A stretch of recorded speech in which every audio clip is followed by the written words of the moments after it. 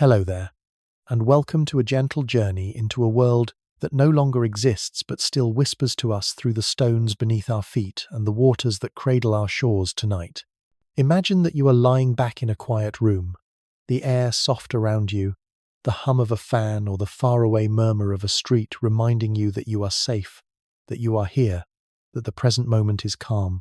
And yet in this calmness we will allow our thoughts to drift slowly and without hurry toward a distant age of the earth when oceans ruled everything and life was both strange and immense.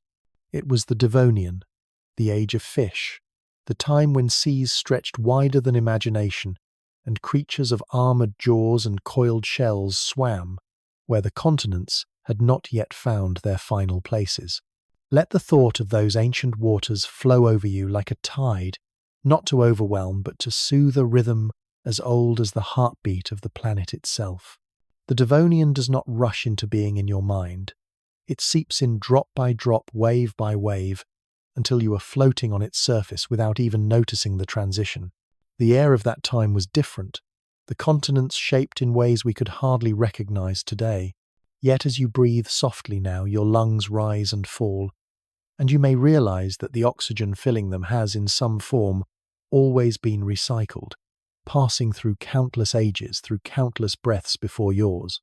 Perhaps the very air in your room has once moved across the surface of Devonian seas, brushed against the scales of ancient fish, or swirled in the storm clouds above forests that were just beginning to climb toward the light. There is comfort in that continuity, a reminder that the line between then and now is not as rigid as we think. The Devonian may feel impossibly far away, yet in every sip of water, in every beat of your heart, echoes remain.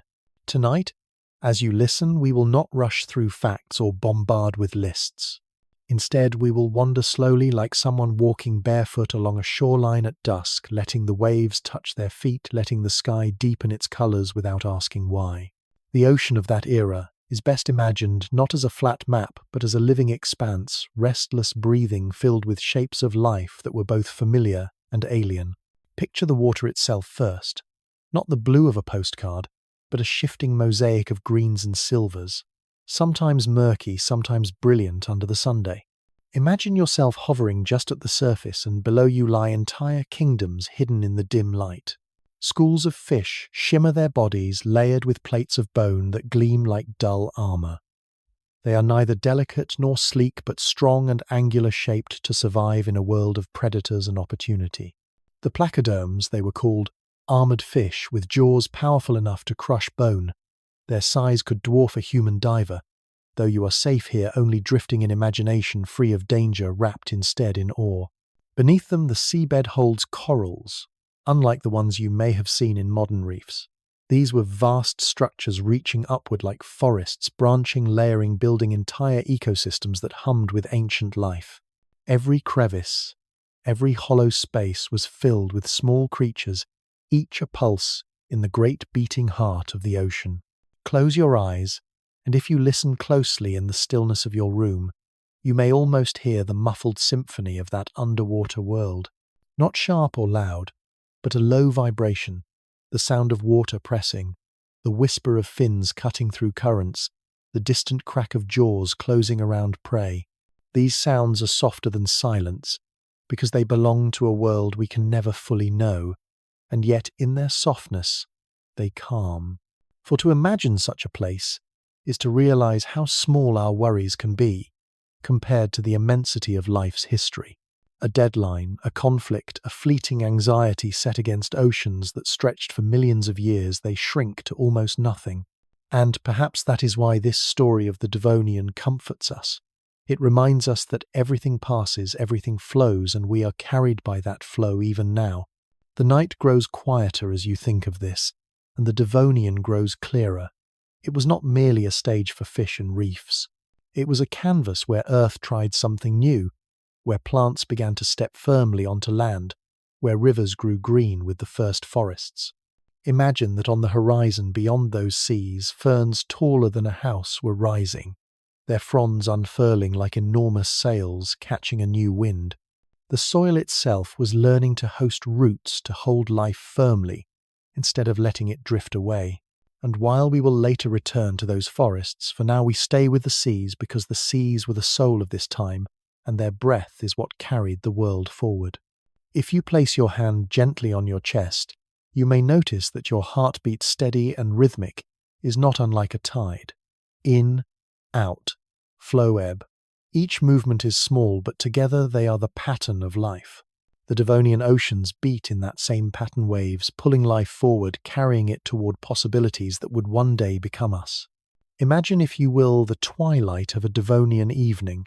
The sun dips low, not so different from the sunsets we know, but its light falls on a world shaped otherwise. The reflection on the ocean is a wide band of molten gold, shimmering on waves where creatures rise and fall without thought of time. Above, the sky holds fewer birds than ours, for the air was not yet theirs to claim, but perhaps a shadow passes an early insect daring to fly far from shore. The air hums faintly alive with beginnings. You watch this scene not as an intruder, but as a guest, invited into a memory older than memory itself. The invitation comes without words. It comes in the way the water folds into itself, the way the corals sway gently, the way life continues, without ever needing permission. This is the breath of ancient oceans, and it is steady, patient, eternal. Now let us return gently to your room where you are listening. The hum of your own surroundings mingles with the imagined hum of that ancient sea. There is no separation, not truly, between the two. Both are part of the same story, the same long river of time. The Devonian has ended.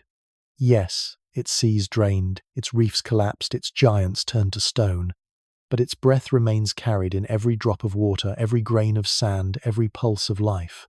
Tonight, as you prepare to rest, you may feel a comfort in that thought, that no matter how vast the ages, how alien the creatures, or how impossible the distances, the thread that binds them to you is never broken. You are, in a quiet and profound way, still swimming in the Devonian, still breathing with its oceans, still alive in its endless tide. So let yourself drift a little deeper, not into the sea, but into rest. The Devonian will hold you as it held the earth so long ago. Its breath will mingle with yours, slow and calm. And as you sleep, perhaps you will dream of armored fish gliding silently, of reefs shimmering in filtered sunlight, of forests just beginning to climb the land. The dream will be soft, the sea will be calm, and you will be at peace. What if the seas of the Devonian are not entirely gone, but are somehow still within us, waiting quietly in the currents of our blood, in the salt that lingers on our skin after a walk by the ocean, in the way our dreams sometimes carry us?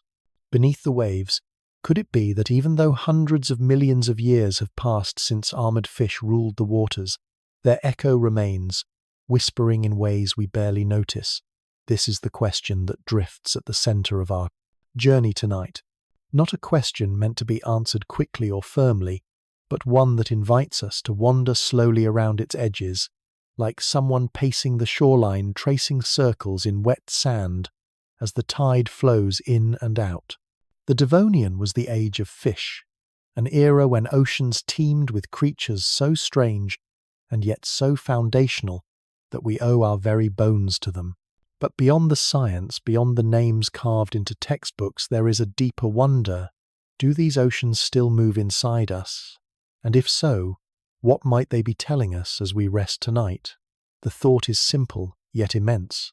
You may be lying there, your head sinking gently into a pillow, the room dim or perhaps dark, your breathing slow. In this quiet, imagine the salt water that makes up most of your body. Scientists tell us it is a remnant of the oceans from which life first emerged. The chemistry of your blood is not a coincidence. It reflects the chemistry of ancient seas, seas like those of the Devonian. When you pause to feel your pulse in your wrist or at your throat, you are not only feeling the rhythm of your life, but also the rhythm of oceans long past. Could it be then that the Devonian has never truly ended but continues to pulse inside us, shaping the way we think, the way we dream, the way we long for the sound of waves when the world feels too heavy? The question does not demand an answer. Instead, it asks us to dwell in its mystery, to feel comfort in the idea that we are never entirely separate from what came before. Picture for a moment the vastness of that time. The Devonian stretched across 60 million years, a span so large it resists imagination. To compare it with the length of a human life is to compare a single breath with an entire symphony. Yet here you are breathing in this moment, and each breath links you to that symphony, a note woven into a composition older than mountains. When you listen closely, not with your ears but with your imagination, you might hear that symphony, the crash of ancient waves, the steady march of tides, the rustle of coral forests under the weight of currents. What if the central question, what if those seas are still within us, can be felt not in words but in this music that resonates at the edge of awareness? To let that thought carry you is to loosen the grip of time itself, to recognize that you are part of something immeasurable, something soothingly vast. The Devonian seas were not empty, of course. They were filled with creatures that defy our modern expectations, their bodies armored, their jaws lined with plates instead of teeth, their movements both graceful and terrifying. Imagine Dunkleosteus, a predator longer than a car, gliding through dim waters with jaws capable of snapping through bone in an instant. And yet in your dreamlike state you do not fear it. Instead you marvel at the balance of its existence, the way life found such power, such form in a world so different from ours.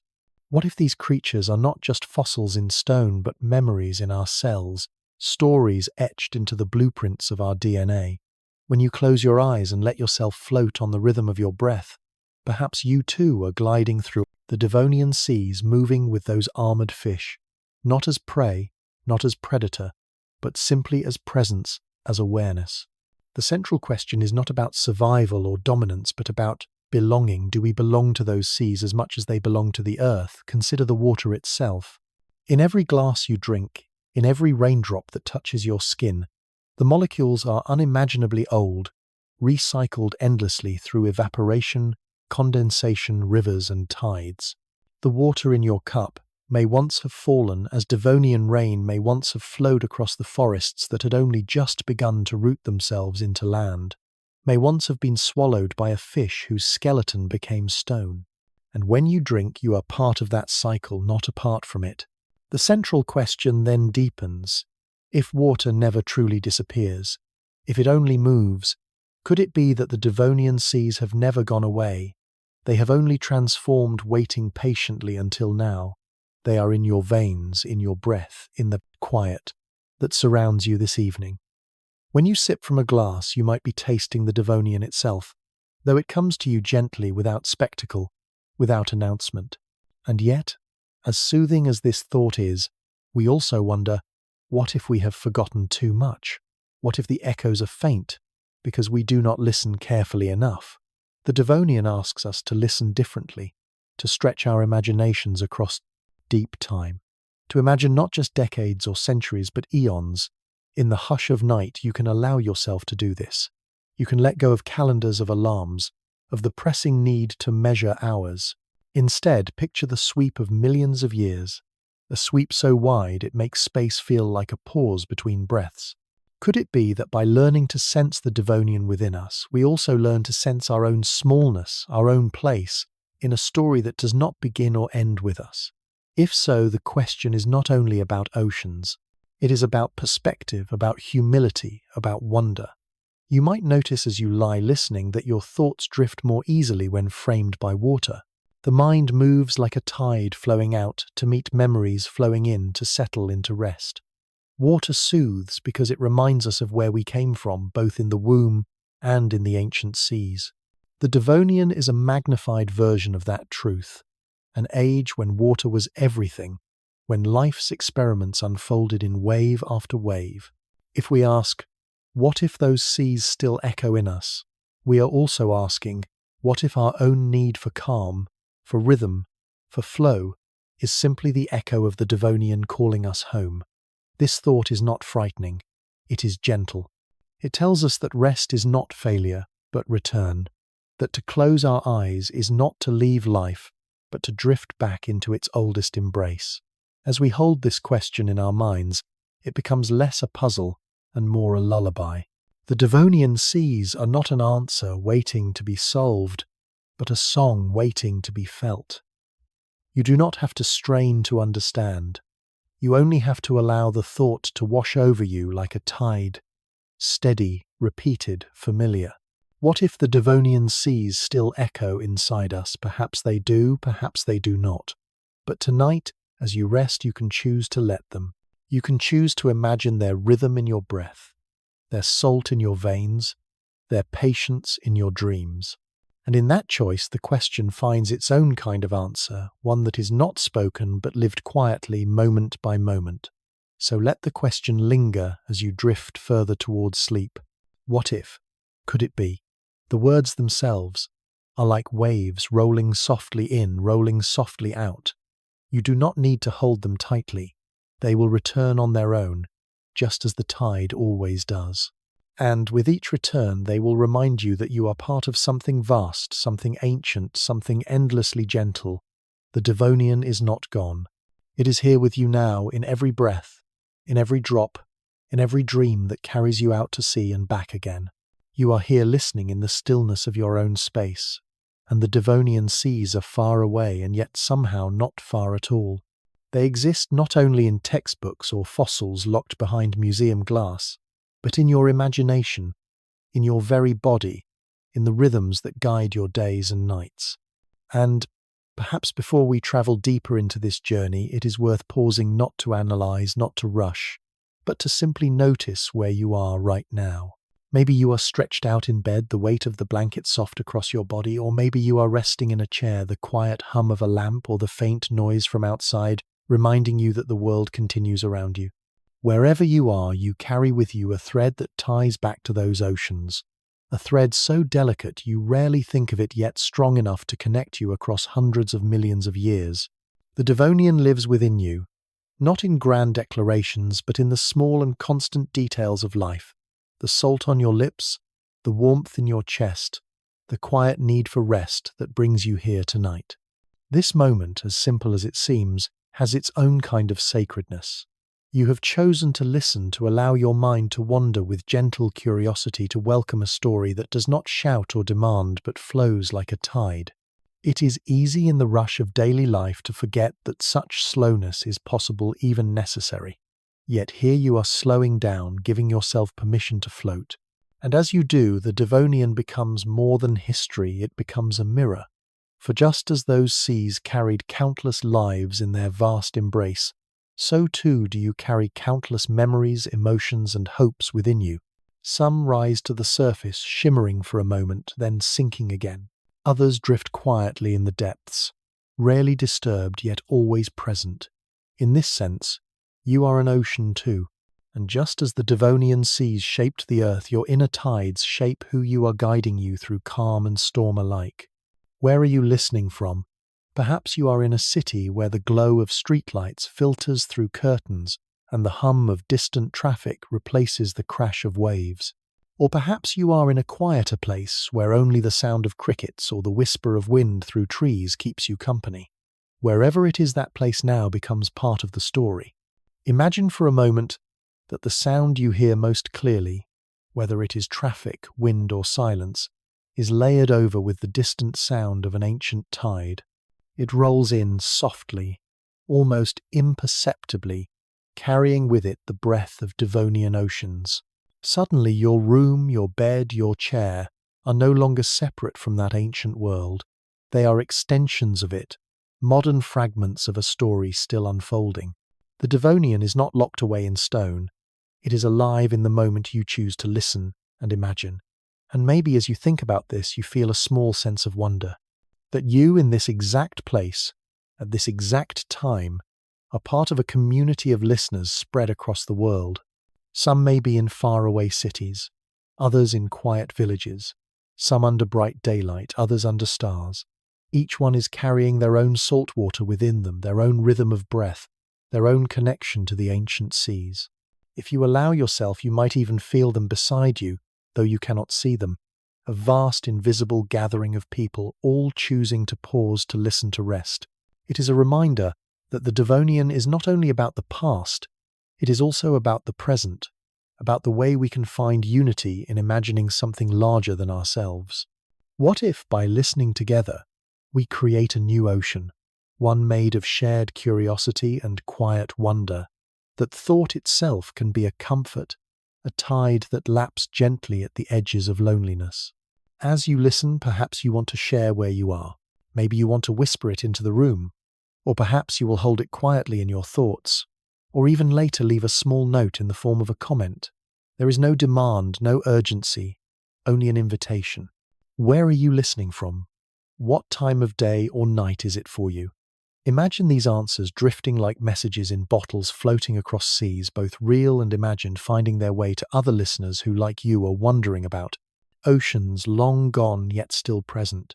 There is something deeply soothing in that image, bottles bobbing gently, carrying simple truths of place and time, connecting strangers without pressure, without noise. It is a reminder that stories do not end with the storyteller. They continue in the hearts of those who carry them forward. And perhaps, too, you feel inclined to linger a little longer in this corner of calm. If the story has eased your mind, if the rhythm has matched your breath, then maybe you will wish to return again. Not as an obligation, but as a retreat, a place where curiosity moves slowly, where science becomes poetry, where history becomes dream. And if you do, then you are always welcome. You may choose to follow, to subscribe, to leave a sign that you are here. Not for numbers, not for algorithms, but for connection, for the knowledge that this small circle of calm can grow just a little wider with each new presence. Think of it as planting a seed, not in soil, but in time. A seed that will sprout not as a tree, but as a memory you can revisit whenever you need to rest. Take a moment now if you wish to adjust your posture. Let your shoulders sink a little deeper.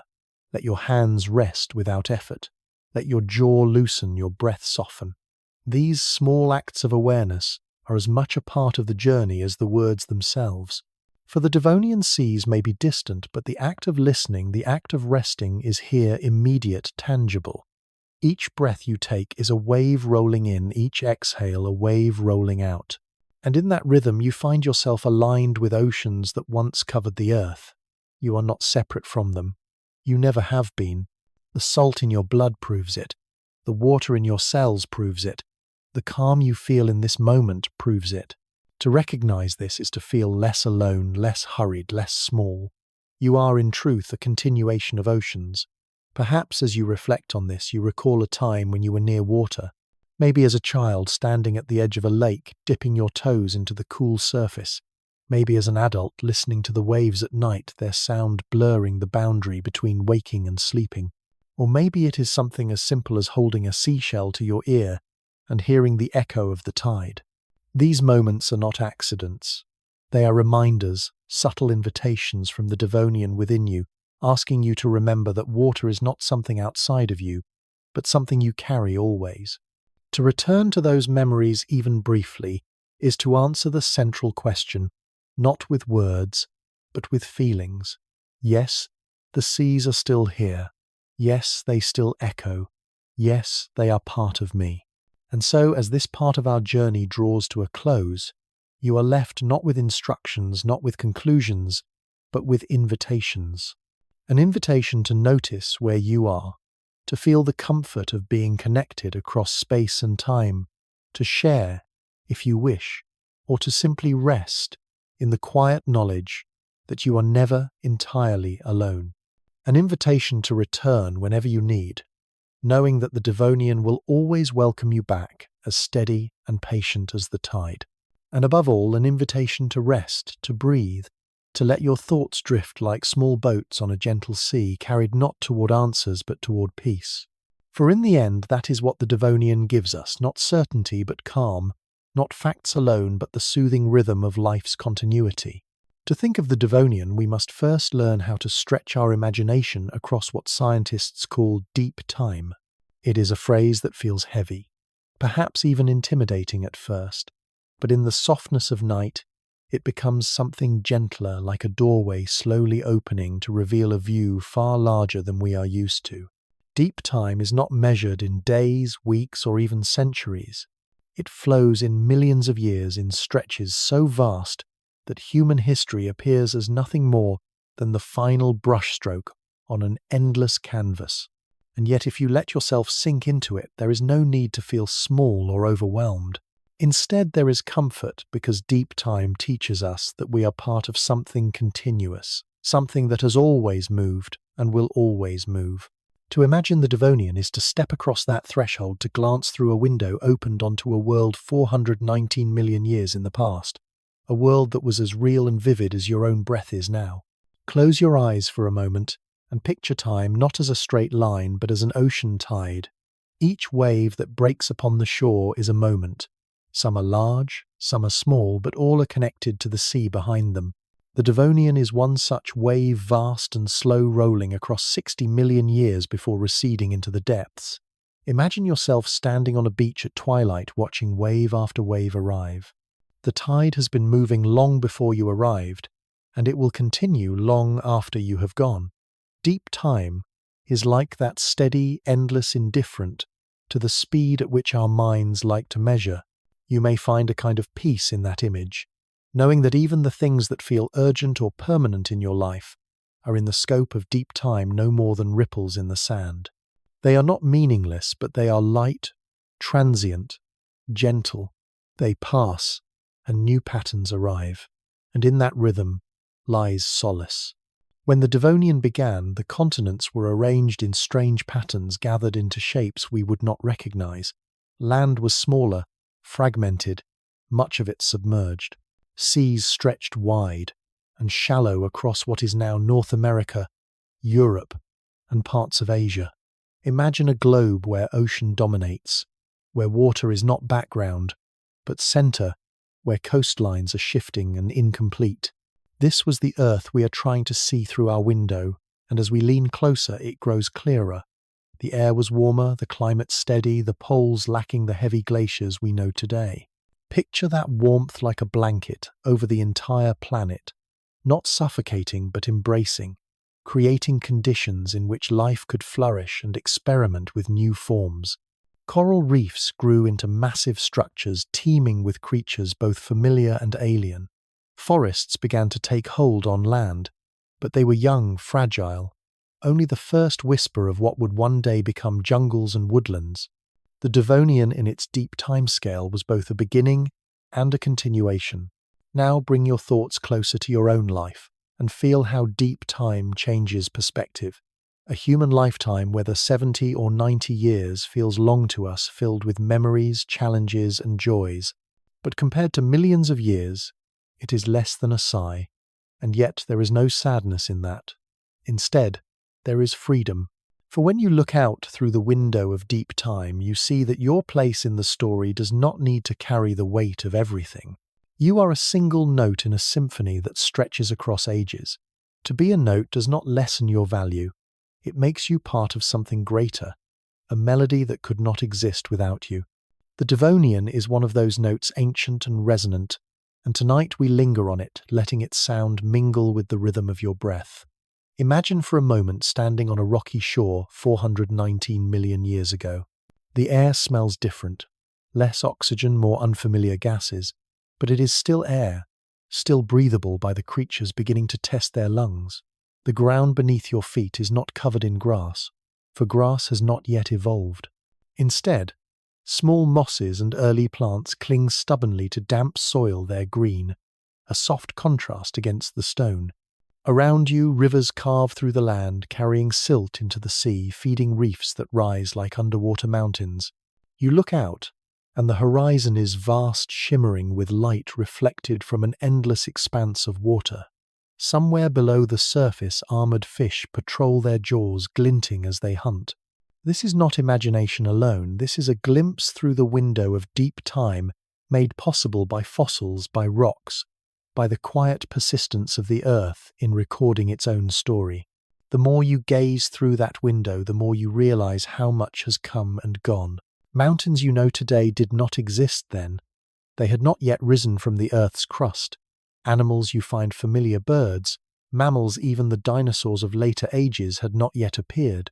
And yet in that absence the Devonian was full of fish diversifying into shapes and sizes never seen before, full of reefs taller and more expansive than many modern cities, full of the quiet beginnings of forests, their roots holding soil in place, their leaves altering the very atmosphere. It was an age of experimentation, of possibility, of growth. Deep time reminds us that change is constant, that nothing remains fixed, and that each age, no matter how foreign, is a vital part of the whole. And as you let this thought settle, notice how deep time changes not only your perspective on history, but also your perspective on the present. The worries that seemed heavy a few hours ago may now feel lighter, not because they are unimportant, but because you have placed them in a larger frame. In deep time, there is no rush. Oceans take millions of years to rise and fall. Reefs grow for centuries before crumbling. Forests expand slowly, quietly, until one day they change the very air we breathe. Compared to this, the pace of human life is quick, but also fleeting, like sparks rising and fading in the night. To see yourself as part of deep time is to realize that it is enough to simply be, to exist in this moment, without needing to force meaning or permanence. You are already part of the tide. Perhaps you are wondering how we can know such things, how we can peer through this window with any confidence. The answer lies in the rocks, in the fossils, preserved for hundreds of millions of years. Each layer of stone is a page in Earth's diary, written not with words but with imprints of shells, of coral, of fish. Paleontologists read these pages carefully, slowly piecing together a story that stretches beyond imagination. And yet, even with their tools and methods, much remains uncertain. Deep time does not give up all its secrets. There are gaps, silences, mysteries we may never solve, but perhaps that too is part of the comfort. For mystery leaves space for wonder, space for imagination, space for nights like this when we can dream of oceans long gone and yet somehow still here. As you breathe slowly, allow yourself to drift further into this idea. Picture time itself as an ocean vast and immeasurable, with each era a wave rising, cresting and fading. The Devonian was one such wave, but it has not disappeared. Its waters have mingled with those of later ages, and now they lap at your own shore. In the stillness of your room, you are standing at the edge of that ocean, gazing across its expanse. You are both impossibly far from it and intimately connected to it. The window of deep time opens wide, and for a moment you are both here and there, both now and then. The sensation is not disorienting. It is calming, like floating between two tides, carried effortlessly by both. So let yourself rest in that space a little longer. Let the Devonian fill your imagination. Let deep time cradle your sense of scale. Let the rhythm of your breath match the rhythm of waves that rolled across the earth hundreds of millions of years ago. The window may close when morning comes, but for now it remains open, offering you a view not of answers but of continuity, not of certainty, but of calm. You do not need to rush to capture it. Like the tide, it will return again and again, in dreams, in moments of quiet, in the stories you carry forward. Deep time is always there, waiting patiently, just as the Devonian seas once did, and just as your own breath does now.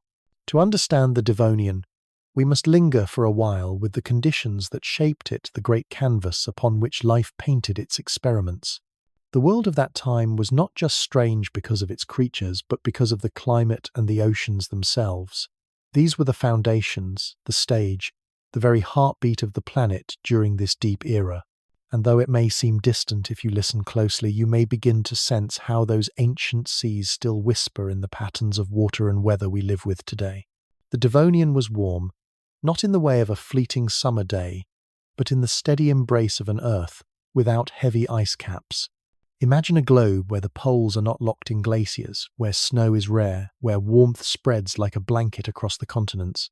It is not a suffocating heat, but a consistent one, creating oceans that expand and stretch, flooding wide, shallow seas across the land. These seas, calm in places and turbulent in others, became the cradle for astonishing diversity. Picture yourself hovering above a shallow Devonian sea. The water is clearer than you expect, though tinted green by the play of sunlight and plankton. Beneath the surface, reefs spread for kilometers, built not by the corals we know today, but by their ancient cousins. They rise like cathedrals of limestone, each arch and wall alive with small creatures tucked into crevices. Some reefs grow so vast they rival mountains, shaping coastlines, guiding currents, offering shelter to fish and invertebrates. In their shade, armored placoderms glide slowly, their heavy jaws opening and closing in silence. Elsewhere, long, eel-like fish weave between corals, their bodies shimmering as light filters down. The Devonian oceans were not empty blue deserts. They were crowded neighborhoods, each street corner busy with life. And the climate, steady and warm, was the architect of this abundance. The gentle hand that allowed life to flourish in forms both delicate and enormous. Think of the warmth itself. If you step outside on a summer evening and feel the air wrap around you soft and full, you may capture a glimpse of what Devonian air was like. There were no sharp winters biting into the land, no sheets of ice carving valleys. Instead, the air remained mild, encouraging plants to spread further across the continents. These early plants began to stabilize soil, changing the very chemistry of rivers and lakes as they did.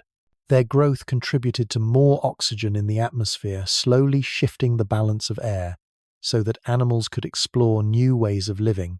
It was a feedback loop: plants growing, altering air, air supporting more life, feeding back into ecosystems. And all of it was nourished by the oceans, which move nutrients through currents, tides, and storms. When you listen to the hush around you now, you might imagine it as an echo of those ancient circulations, the great unseen movements that made the Devonian possible. The oceans themselves were different in their layout. Much of the land we now know as North America and Europe lay submerged beneath shallow seas, warm lagoons spreading across what are now mountains and plains. If you stood in what is now Iowa or Germany, you might have been waist-deep in seawater, surrounded by corals and fish. Imagine walking across a seafloor that today sits hundreds of meters above sea level, and realize how fluid the Earth has always been, how continents drift and shift over the course of deep time. The Devonian teaches us that landscapes are temporary, that even the most solid ground beneath our feet is part of an ongoing dance. In that awareness there is humility, but also peace. The world is never fixed. It is always flowing like the breath in your chest. The chemistry of the oceans was also changing. Levels of oxygen in water rose and fell, shaping what creatures could live where. At times, parts of the sea became stagnant, deprived of oxygen, leaving behind dark sediments that record these suffocations. Yet, even in these moments, life adapted, found niches, created strategies to endure. The Devonian was not a static paradise, it was dynamic, pulsing, sometimes harsh.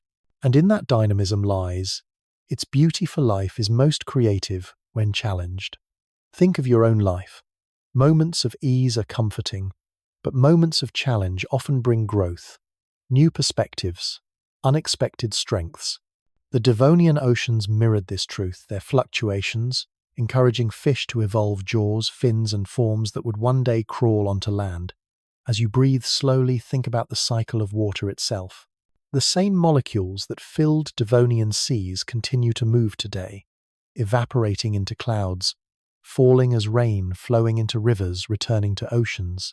Perhaps a drop of water resting in your glass tonight, once brushed against the scales of a placoderm, once settled in a coral reef, once travelled across a Devonian current. It is not fantasy. It is the continuity of the water cycle, the great recycler of Earth. To drink, to breathe humid air, to feel rain on your skin, is to participate in this cycle, to touch the Devonian without realizing it. When you pause to sip or breathe deeply, you are taking into yourself the memory of those ancient seas. What greater connection could there be than that? And yet, as much as the climate and oceans nurtured life, they also held the seeds of endings. Near the close of the Devonian, oxygen fluctuations and cooling events contributed to mass extinctions. Reefs collapsed, species vanished. The warmth that had fostered abundance shifted, and life had to adapt again. In deep time, endings are never final. They are pauses, transitions, doorways. The Devonian climate, once steady, grew unstable, and in that instability the stage was set for new worlds to come. The oceans remind us that even stability is temporary, that change is the only constant. And in recognizing this, perhaps You feel a sense of release. Whatever uncertainties drift through your life, they too are temporary tides that will ebb and flow. Just as the Devonian seas transformed, so will your moments of difficulty. You need not force change. It arrives on its own, carried by currents larger than any one of us. Think also of how fragile balance can be. The Devonian oceans teach us that life thrives when conditions are just right, not too warm, not too cold, not too stagnant, not too turbulent. Our own lives echo this truth. We seek balance in work, and rest in solitude, and companionship in silence and sound. Too much of one or the other leaves us uneasy. But when balance is found, when the rhythm of breath matches the rhythm of life, peace flows easily. The Devonian achieved such balance for millions of years, and in that time life explored, diversified, flourished. And though its balance eventually faltered, the memory remains teaching us that balance is both precious and possible. Now return once more to the image of those shallow seas. Picture yourself floating on your back, the water warm, the sun filtering down through a haze of Devonian atmosphere. Around you the ocean is alive with movement, but it does not disturb you. You are part of it, buoyed effortlessly, carried by currents that have flowed for millions of years. You do not need to swim. The sea holds you. You do not need to worry. The climate is steady. You are, for this moment, timeless, suspended between past and present. The Devonian climate and oceans are not only facts to be studied, they are experiences to be felt, reminders of how deeply connected we are to the rhythms of Earth. To float in imagination is to touch those rhythms, to let them cradle you into rest. And so as we close this part of our journey, you may find that your own breath has slowed your body, eased into greater stillness. That is the gift of imagining the Devonian climate and oceans. They remind us of scale, of continuity, of balance, of impermanence. They remind us that life flourishes when conditions are gentle, and that we too can flourish when we allow gentleness to guide us. The warmth of that ancient age may be gone, but its memory lingers in every tide, in every wave, in every drop of water you drink. Tonight, as you drift closer to sleep, know that you are carried by those same oceans, still flowing, still whispering, still alive in you. Long before science began to explain oceans, long before fossils were carefully dusted from rocks and given names, humanity told stories about water. We dreamed of it, feared it, revered it, and turned it into symbols that still guide our imagination today. If the Devonian seas were the cradle of life, then the myths woven by human minds are the echoes of that cradle. Reminders that water has always been more than substance. It has been presence, mystery, spirit. And in the stillness of night, when your breath is calm and your thoughts drift easily, you can begin to feel how those myths and symbols are not just tales of the past, but whispers from something deeper, something that connects our small lives to the vastness of ancient seas. Think of Poseidon, the Greek god of the ocean. His trident raised his temper legendary. To the Greeks, the sea was not simply water, it was will, personality, power. It could nourish with trade and fish, or it could destroy with storms and shipwrecks. Poseidon embodied that duality. And though the Devonian predates any human myth, we can sense how the same awe that inspired those stories once filled the oceans themselves. For if you imagine standing on a Devonian shore, watching armored fish rise from the depths, watching waves break over endless reefs, would you not also see gods in their power? Would you not give them names, paint them with symbols, turn their immensity into stories that could be carried in words? Myth in this way is not a lie, but a bridge, a way of touching something too large for the mind alone. In the cold waters of the North Norse sagas, spoke of Jörmungandr the Midgard serpent, so vast it encircled the world. When it moved, the seas themselves shifted. This image, terrifying and majestic, captures the feeling of oceans as boundaries, as horizons, as powers beyond control. Imagine the Devonian oceans stretching without end, filled with creatures so strange they might as well have been monsters. To early humans, seas were alive with unseen beings, and to imagine them as serpents or dragons was not foolishness, but recognition. Recognition that water holds mysteries too large, too deep, too hidden to grasp. And in those mysteries we find both fear and reverence. The serpent that coils around the world, the dragon that sleeps beneath waves, these are myths, yes, but also mirrors of how we feel when we face something vast and unknown. In the East, dragons were not only destroyers but also givers of rain, bringers of fertility. Chinese water dragons danced through clouds, spilling rivers from their jaws, turning drought into harvest. Here water is blessing gift, life itself. And if you close your eyes, you may see how such a myth arises, not only from imagination, but from memory. For life on Earth, including our own, has always depended on water's generosity. Without it, nothing grows. Without it, nothing breathes. The Devonian oceans gave in abundance, filling the world with fish, with corals, with forests along their edges. Perhaps the myths of water dragons rising and falling, raining down upon the land, are echoes of a truth much older than humanity itself. That water is creation, that without its constant flow there is no story at all. Even today, water is more than chemical. It is symbol language dream, baptismal water's promise, renewal washing away what was old, to reveal what is new. Sacred rivers carry prayers as well as boats. Fountains in city squares invite us to pause, to listen, to feel refreshed. We treat water as sacred because somewhere within us, in the salt of our blood and the rhythms of our cells, we know it is sacred. The Devonian is not remembered in myth because no humans live to tell its tale, but perhaps the myths we do have are in some way shadows of it. For when cultures across the world imagine seas as gods, rivers as spirits, or rain as a blessing, are they not also remembering dimly that life itself came from oceans, that long before we built temples or told stories by firelight, our ancestors swam with fins, crawled onto damp soil, and breathed water before they breathed air? Consider, too, the symbol of water as transformation. Rivers flow and change, seas rise and fall, rain falls and evaporates. Nothing stays the same.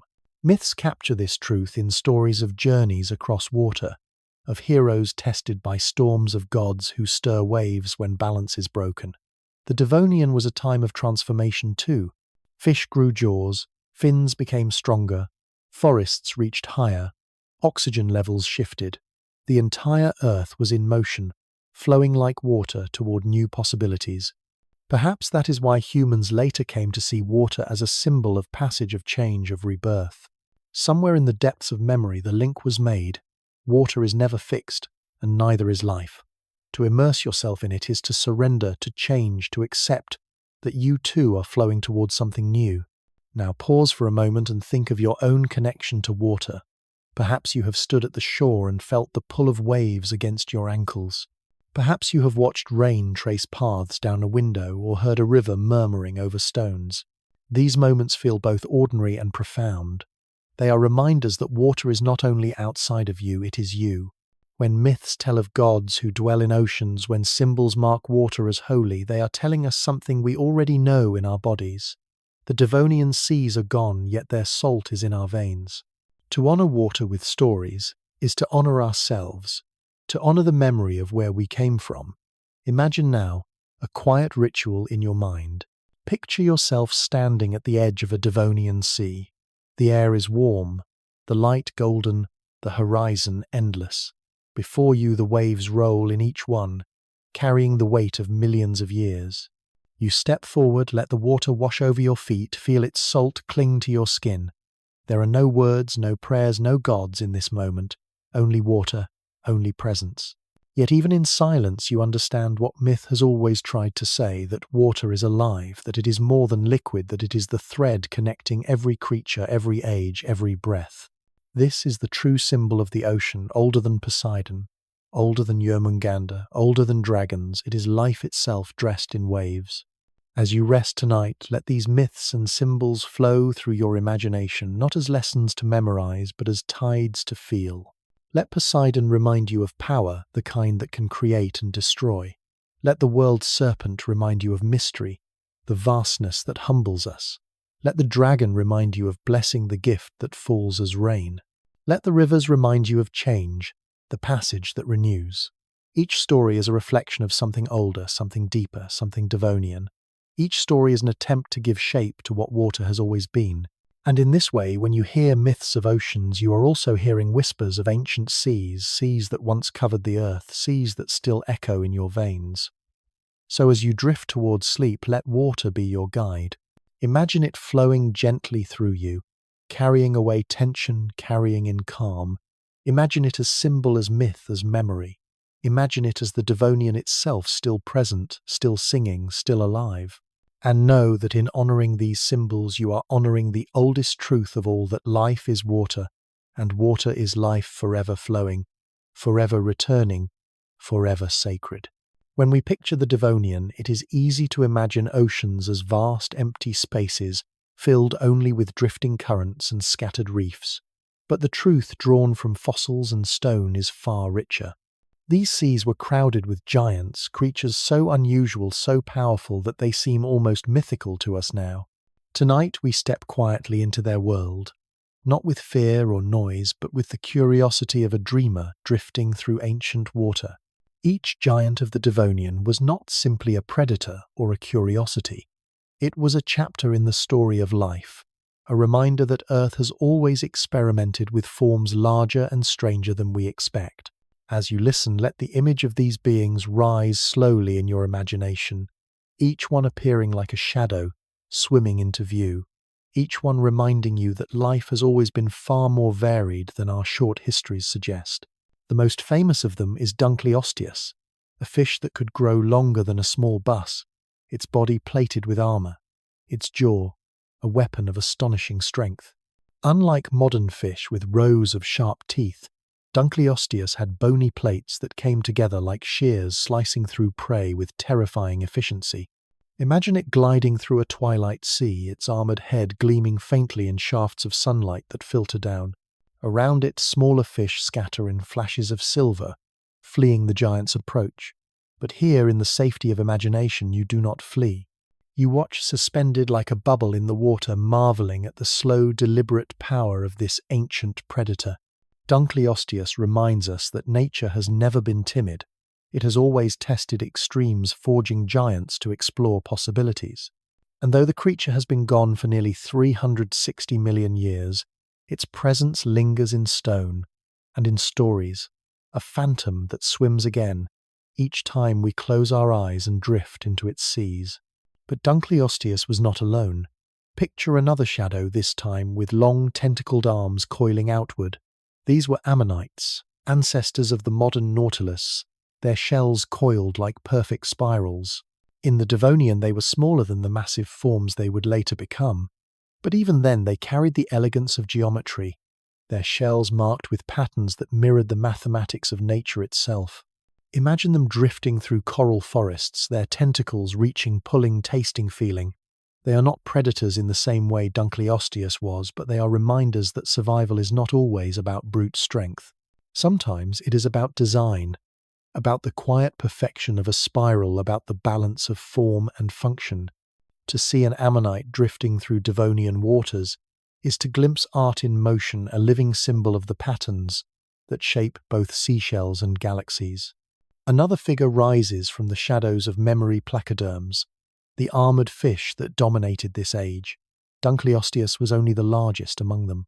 Imagine entire schools of smaller placoderms, their bodies clad in thick plates, their eyes watchful, their movements heavy yet graceful.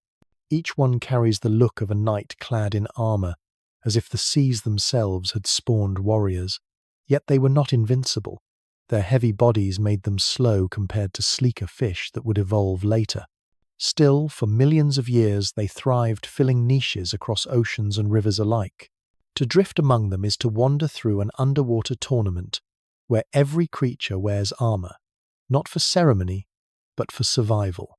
And yet, in the hush of imagination, there is no battle, no fear, only the slow circling of creatures whose shapes remind us how many ways life has learned to endure. The reefs themselves were giants in their own way.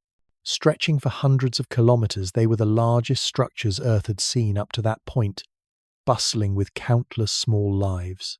Imagine swimming above them, the surface below, alive, with color and motion. Crinoids wave their feathered arms like underwater flowers. Trilobites scuttle across the reef floor, their segmented bodies glinting in the dim light.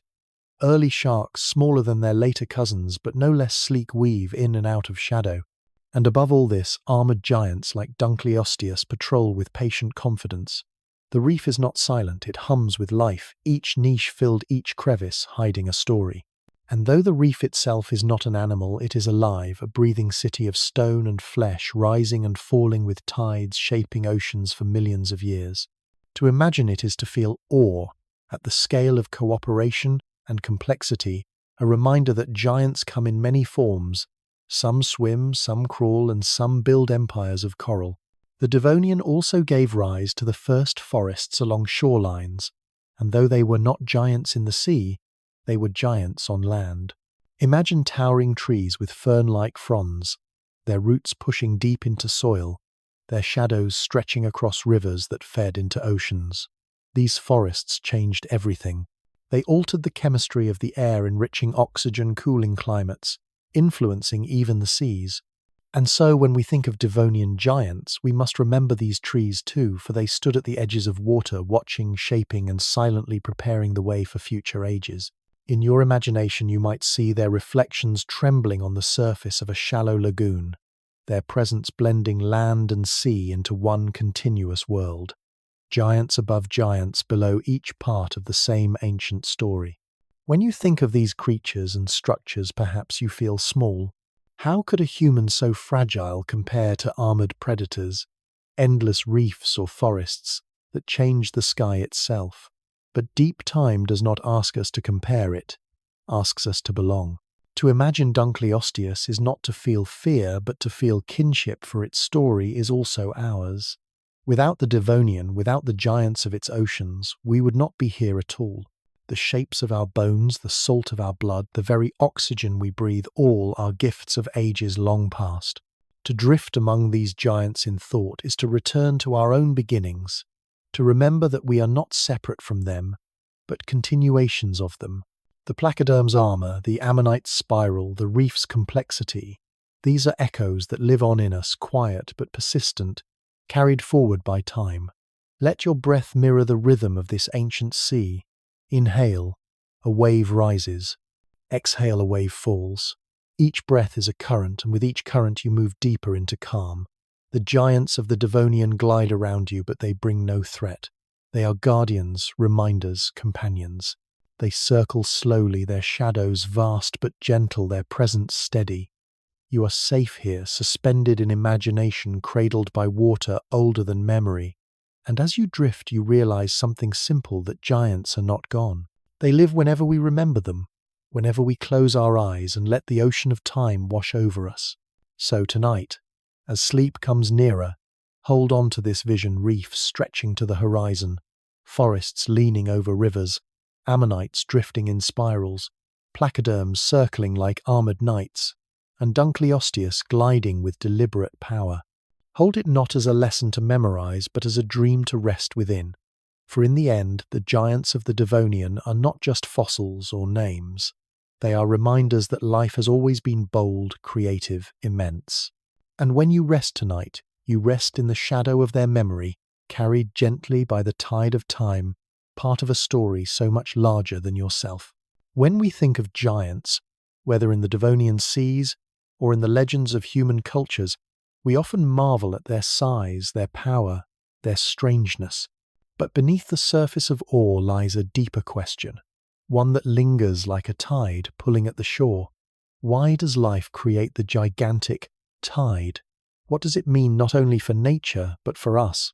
When the earth produces creatures that stretch beyond ordinary scale, the Devonian was filled with such beings, fish-clad in armor predators, as long as houses, reefs sprawling wider than modern cities.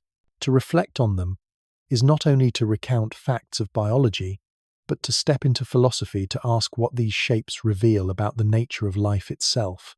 And as you listen gently without hurry, you may discover that the giants of the past are mirrors, showing us truths about our own existence, our own longings, our own fears. Perhaps the first truth is that life seeks boundaries and then tests them. Every creature is shaped by limits of physics, of chemistry, of environment.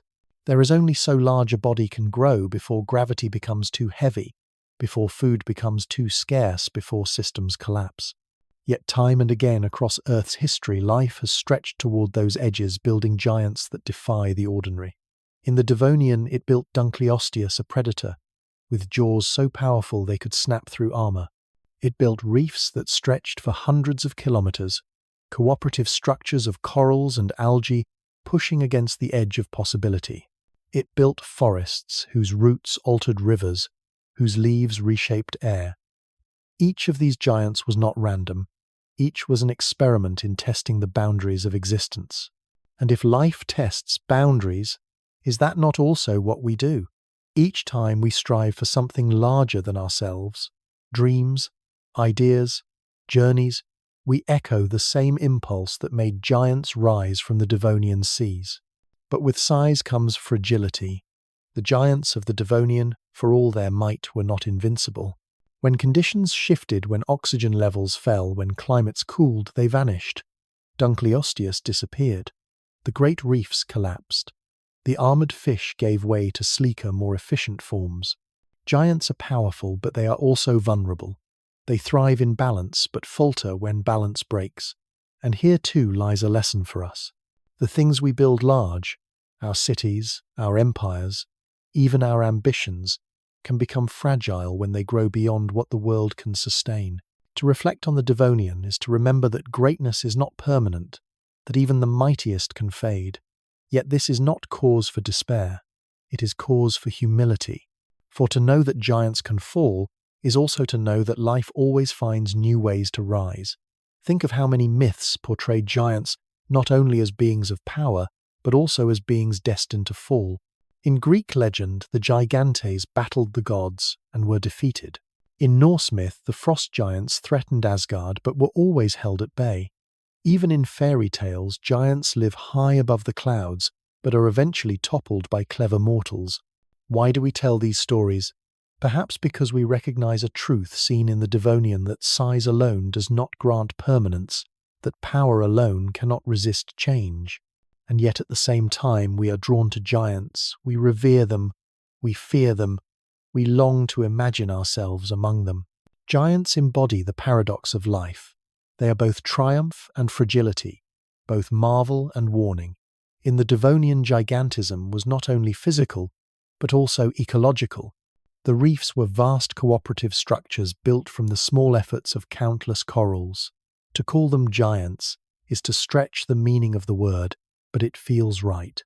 For they too teach us something, that greatness can arise not only from the size of one creature, but from the collective labor of many. Perhaps the greatest giant is not the predator with armor, but the reef that supports life for millions of years. This is a philosophy we often forget, that cooperation, though quieter than domination, can produce structures more enduring than any one giant alone. When you imagine the Devonian seas, picture not only Dunkleosteus, but also the reef beneath it, a cathedral of stone and living tissue humming with life. And perhaps in that image you will see that true greatness often lies in what supports others, not only in what towers above them. Now pause and consider yourself. When you hear of giants, what stirs in you? Is it awe at their strength or unease at their scale? Do you long to be like them, larger than life? Or do you find comfort in being small, unnoticed, safe? The Devonian does not offer answers, but it offers reflections. To imagine Dunkleosteus gliding through water is to ask yourself, what do I fear? What do I admire? What do I wish for? To imagine a reef stretching to the horizon is to ask, what do I build? What do I sustain? What do I contribute? Quietly, peace. By peace, giants are mirrors, and each of us sees something different in their reflection. Philosophers have long asked why we are drawn to the immense. From the vastness of the night sky to the immensity of oceans, humans feel both fear and beauty in scale. The Devonian giants are part of that same pattern. They remind us that scale itself is relative. What seems giant to us may have been ordinary in its own time. Dunkleosteus was a giant compared to its prey, but not compared to later dinosaurs. The reefs of the Devonian were immense but smaller than the coral empires of later ages.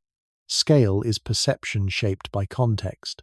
And so perhaps the philosophy of giants is this, that bigness is not only in size, but in impact, in presence, in meaning. A creature may be large in body but forgotten in time, while another small in form may change the world forever.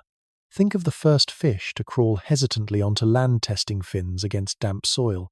It was not a giant in size, but in significance.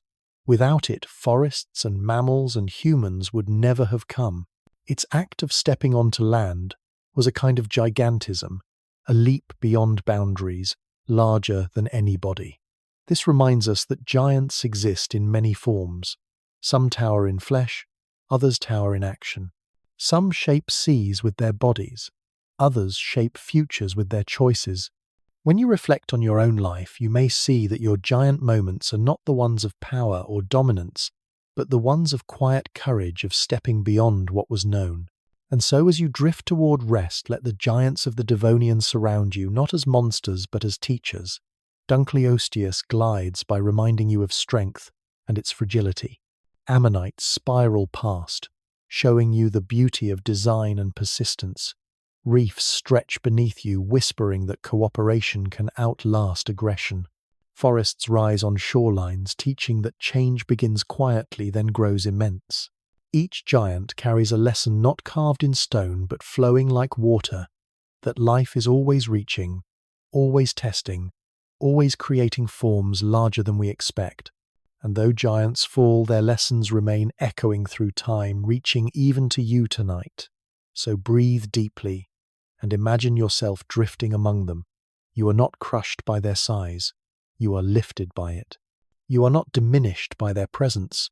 You are expanded. For in philosophy, as in the Devonian giants, are not only creatures but metaphors, reminders that life is both bold and fragile, immense and fleeting, powerful and gentle. Let that paradox settle over you like a tide. Let it soothe you, not confuse you. For in the ebb and flow of these reflections you find calm, you find wonder, you find rest. Think for a moment about the last time you stood near water. It may have been the vastness of an ocean, its horizon stretching endlessly, or it may have been something smaller, a lake ringed with trees, a river winding through fields, even a fountain murmuring softly in a quiet square. Perhaps it was only the rain against your window or the sound of pipes carrying water through walls. In each case there was a pause, however brief, a sense that water does not simply flow outside of you, it flows through you too. This is not only poetry but biology, not only imagination but memory. More than half your body is water. The salt in your blood mirrors the salt of ancient seas. Each heartbeat pushes that water through you as tides push currents through oceans. When you reflect on your own life, you begin to see that the ocean has never left. It is there each time you breathe, each time you drink, each time you dream of waves. The Devonian may be far away in time, but in feeling it is always near. Close your eyes and let memory surface. Perhaps as a child you built castles in wet sand, the grit clinging to your hands, the waves rushing in to claim your work. Perhaps you remember swimming the way water wrapped around you, lifting you, making your body light and free. Perhaps you recall simply listening to the sea at night, its voice low and rhythmic, steady as a lullaby. These are not random experiences. They are echoes, small reflections of a truth written deep into us, that we came from water, that our ancestors once swam in seas like those of the Devonian, and that somewhere in us that swimming never stopped. To feel calm near water is to remember. To feel awe near waves is to recognize home. Reflection can be simple. Imagine yourself now resting where you are, your breath slow, your body loosening with each exhale. Notice how the rhythm of your breathing resembles waves. Inhale, the tide comes in. Exhale, the tide goes out. This pattern is older than any human, older than language, older than history. It is the same pattern that moved through Devonian seas, lifting fish in schools, pushing currents against reefs, carrying nutrients across continents. The ocean has always known this rhythm, and so have we. Perhaps that is why meditation often returns to the breath, why relaxation often returns to the sea.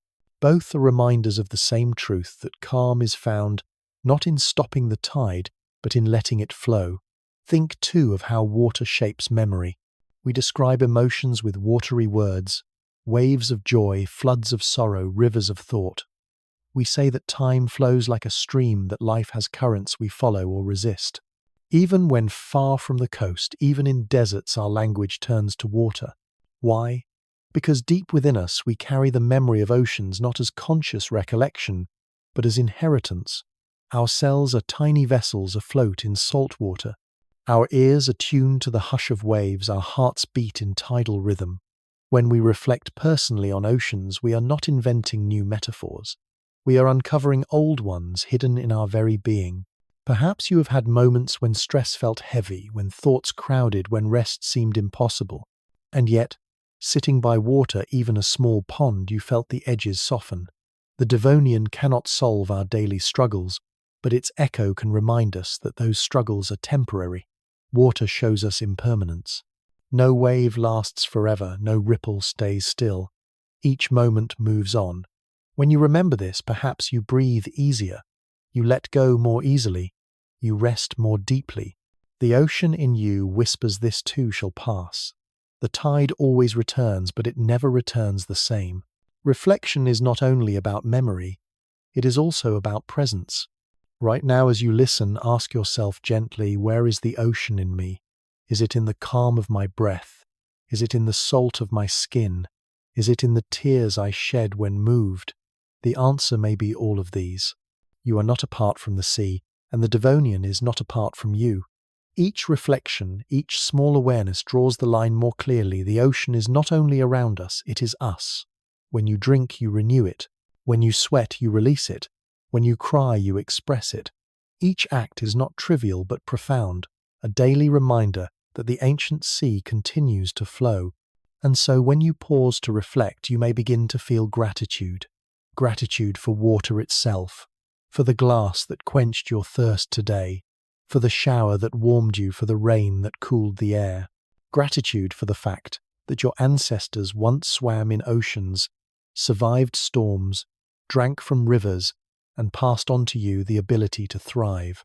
Gratitude that even now, millions of years after the Devonian, you can still touch its memory with nothing more than a breath, a sip, or a dream.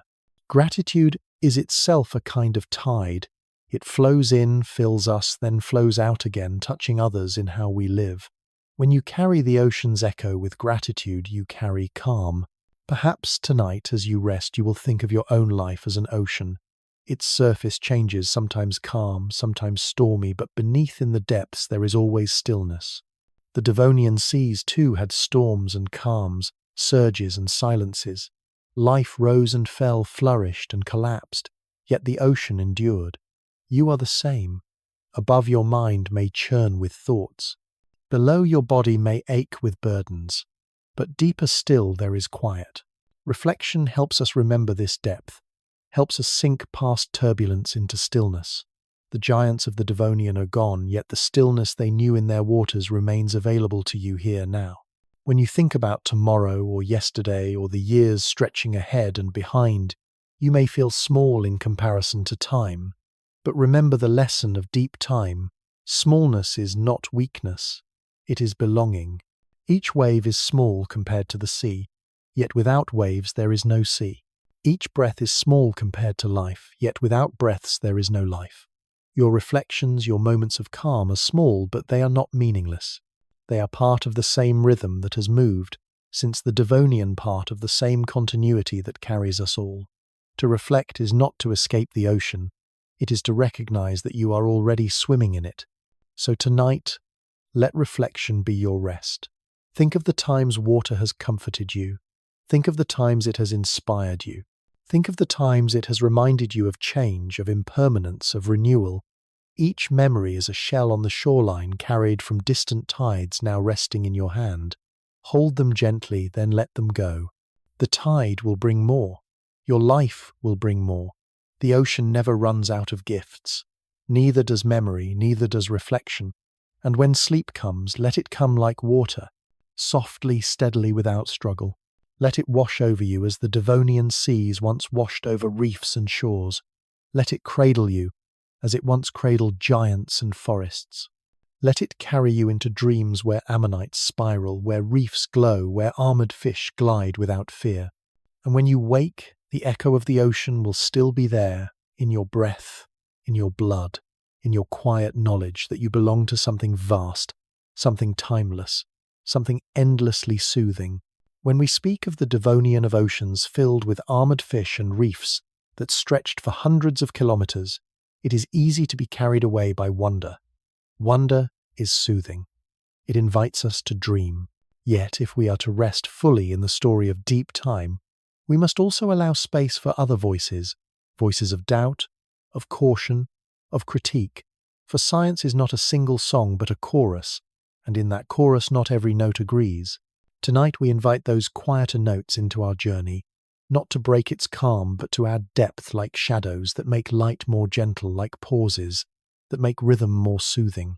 Some scientists argue that our vision of the Devonian is incomplete, that the fossils we hold are only fragments of a greater puzzle. A fish preserved in stone tells us of its shape, perhaps its size, perhaps its jaw, but it cannot tell us the color of its scales, the pattern of its swim, the sound of its movement. Coral fossils reveal skeletons, but not the vivid hues of living reefs. Even oxygen levels reconstructed from sediments are estimates subject to change as new evidence arises.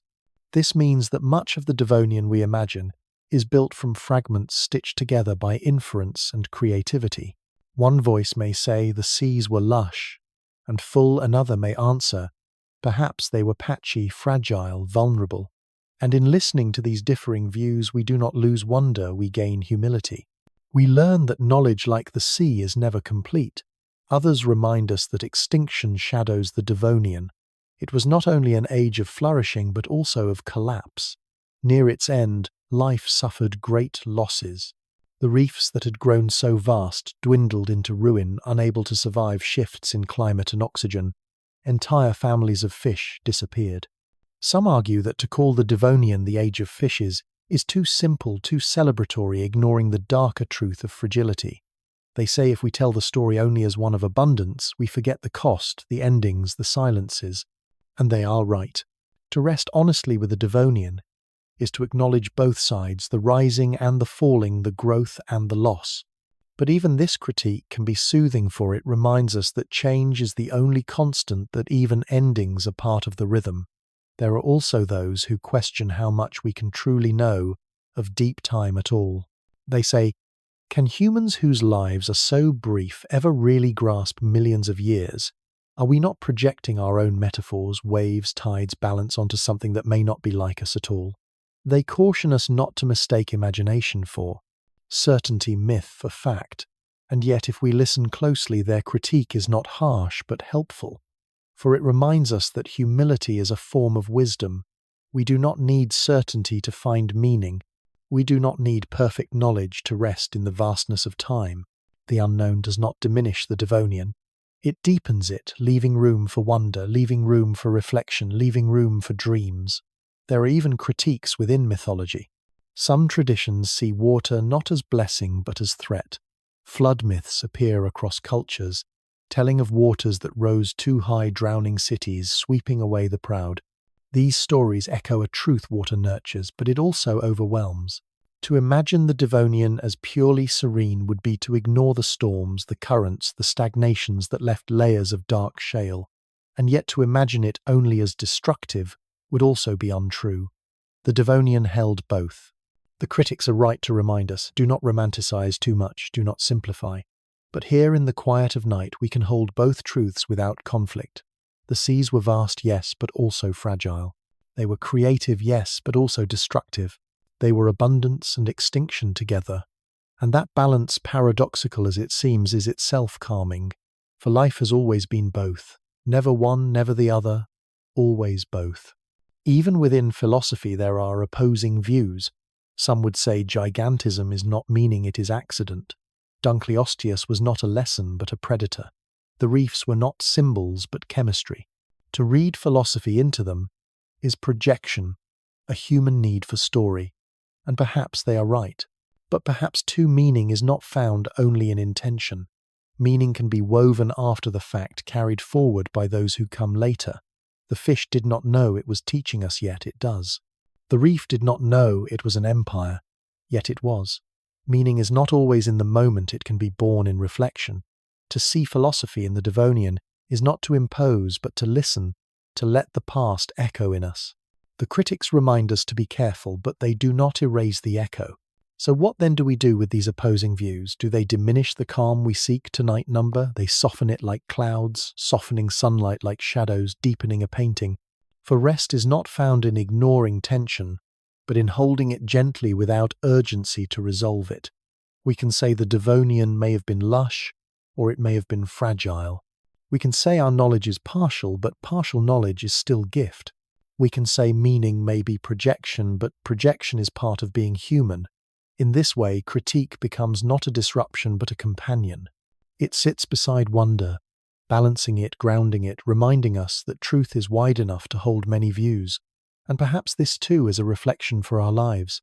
Each of us carries opposing voices within.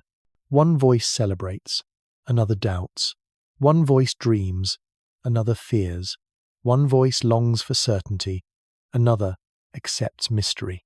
To rest with the Devonian is to practice resting with ourselves. We do not need to silence the critic to hear the dreamer. We do not need to erase the doubt to feel the wonder. Both can exist side by side like light and shadow on the same wave. And when they do, we are not torn, we are whole. Imagine now that you are floating once more in a Devonian sea. Around you swim giants, reefs, spirals, shadows. But alongside them swim questions, critiques, doubts. They are not enemies. They are schools of thought moving in the same current. You watch them drift, turn shimmer, then disappear into the distance. They do not disturb your calm. If anything, they enrich it, giving depth to the water texture, to the tide.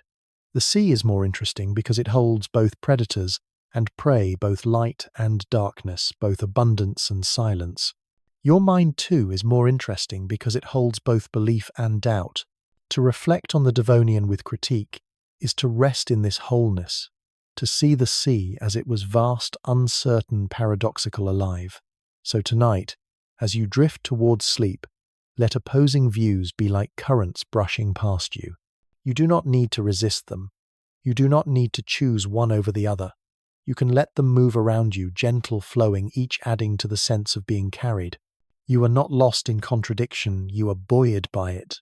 For in the end, the Devonian is not a single story but many, and your life too is not a single truth but many.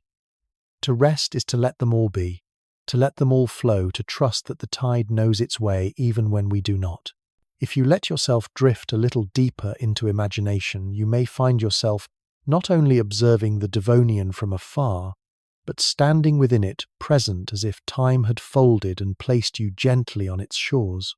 This is not history as a textbook, not paleontology as charts and diagrams, but history as experience, an inner film projected softly in your mind, an invitation to step into an ancient world and let it surround you. Close your eyes, breathe slowly, and let the edges of your present fade until you begin to sense the Devonian rising around you like a tide. You are no longer only a listener. You are a traveller, carried backward across millions of years, your senses, awakening to a time when seas ruled earth. The first thing you notice is the air. It is warm, thick, with moisture, different from the crisp oxygen of your daily life. The sky above has a faint haze, coloured not by smog or pollution, but by a young atmosphere altered slowly by the first forests and their spreading leaves. You take a breath, and it is enough, though not as rich as the air you are used to. Each inhale feels like sipping rather than drinking, but it sustains you. The ground beneath your feet is soft, damp, covered not with grass but with mosses and small plants, their green muted, their shapes simple. Fern-like fronds reach upward timidly, the earliest attempts of life to claim the land. Around you there is no bird song, no insect buzz, only the low hush of wind and the distant endless rhythm of water. You step forward, and before you stretches a lagoon, its waters shimmering under a sun that feels closer, more direct. The surface glitters, but what lies beneath draws your eyes. Shapes move shadows, circle glimmers of silver and bronze flash, as schools of fish shift together. You walk closer, kneel, and let your fingers touch the water. It is warm. Warmer than the oceans, you know, and the salt clings immediately to your skin. As you listen, you hear not only the lap of waves, but also the deeper hum of life. The rush of fins, the snap of jaws, the subtle clicks and pulses that fill this ancient sea. Each sound is strange yet oddly familiar, as though your own blood remembers them. Then you step into the water. It lifts you, welcomes you, cradles you. You float easily, your body carried by currents that seem to know where they are going, even if you do not. Around you, the reef rises like a living cathedral. Coral structures branch upward, their colours muted by deep time in your imagination, but still alive with form. Small creatures dart in and out of holes. Crinoids wave their feathered arms, filtering the water for food. Trilobites crawl across the sandy bottom, their segmented bodies leaving trails in the sediment. And further out, larger shadows circle placoderms, their bodies plated with armour, their jaws wide, their movements heavy but certain. One approaches a Dunkleosteus immense, its armoured head glinting as sunlight strikes it through shifting waves. You feel its size, its presence, but you do not feel fear. In this vision, you are not prey. You are an observer invisible, drifting alongside history itself. The great fish glides past its jaw, opening slowly, then snapping shut with a force that echoes through water. It is a reminder of power, of balance, of the experiments life has always made. And as it passes, you feel awe, not as a spike of terror, but as a calm realization this is part of the same story you belong to. You let yourself sink deeper where light dims and the reef becomes quieter.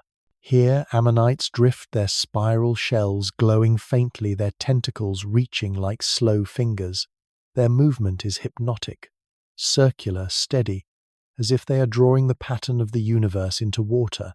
You reach out not to touch, but to mirror their spiral in your own hand. And as you do, you feel connected not only to them, but to the countless spirals in nature. Galaxies, hurricanes, shells, fingerprints. The Devonian reminds you that patterns repeat, that the same shapes dance across scales too vast to imagine. Further still, you see forests rising on distant shores.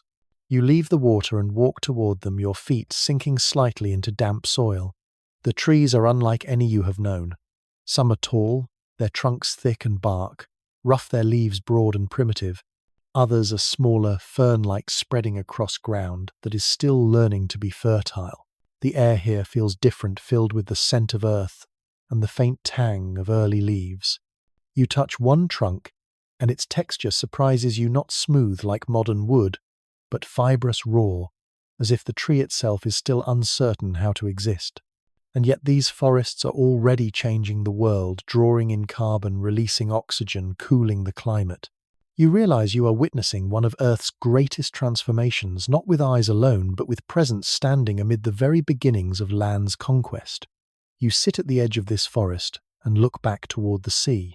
The horizon is wide, the water endless, the reef alive, the giants circling. Behind you trees rise, ahead of you oceans stretch.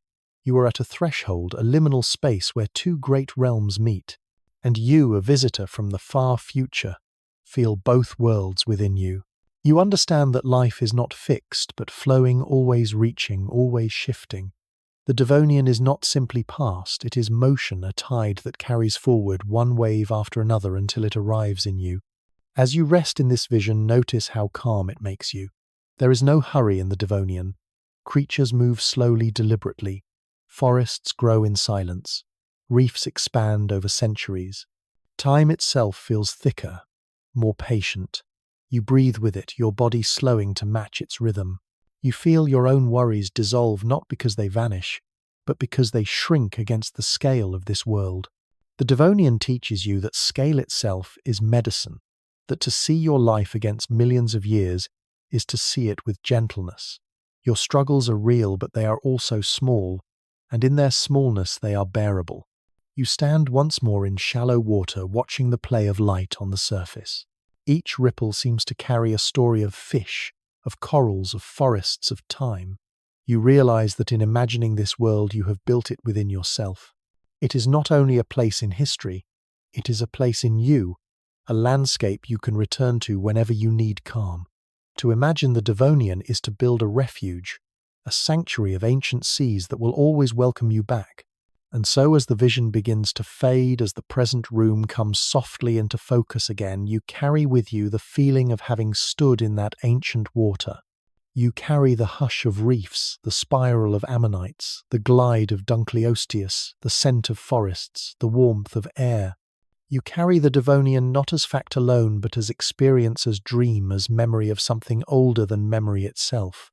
It is yours now, part of your inner landscape, waiting whenever you need to rest. When we try to describe something as vast as the Devonian seas, we often find that plain facts are not enough.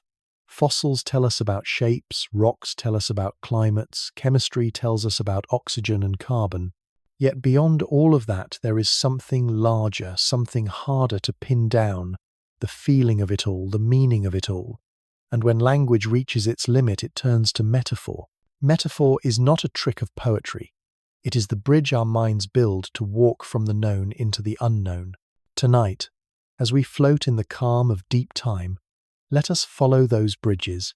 Let us explore the metaphors that bring the Devonian close. And let us gently explain how they guide us not only to knowledge, but also to rest. The first and perhaps simplest metaphor is that of the ocean as memory. Just as water holds the reflections of sky and shore, so too does the ocean hold the memory of life.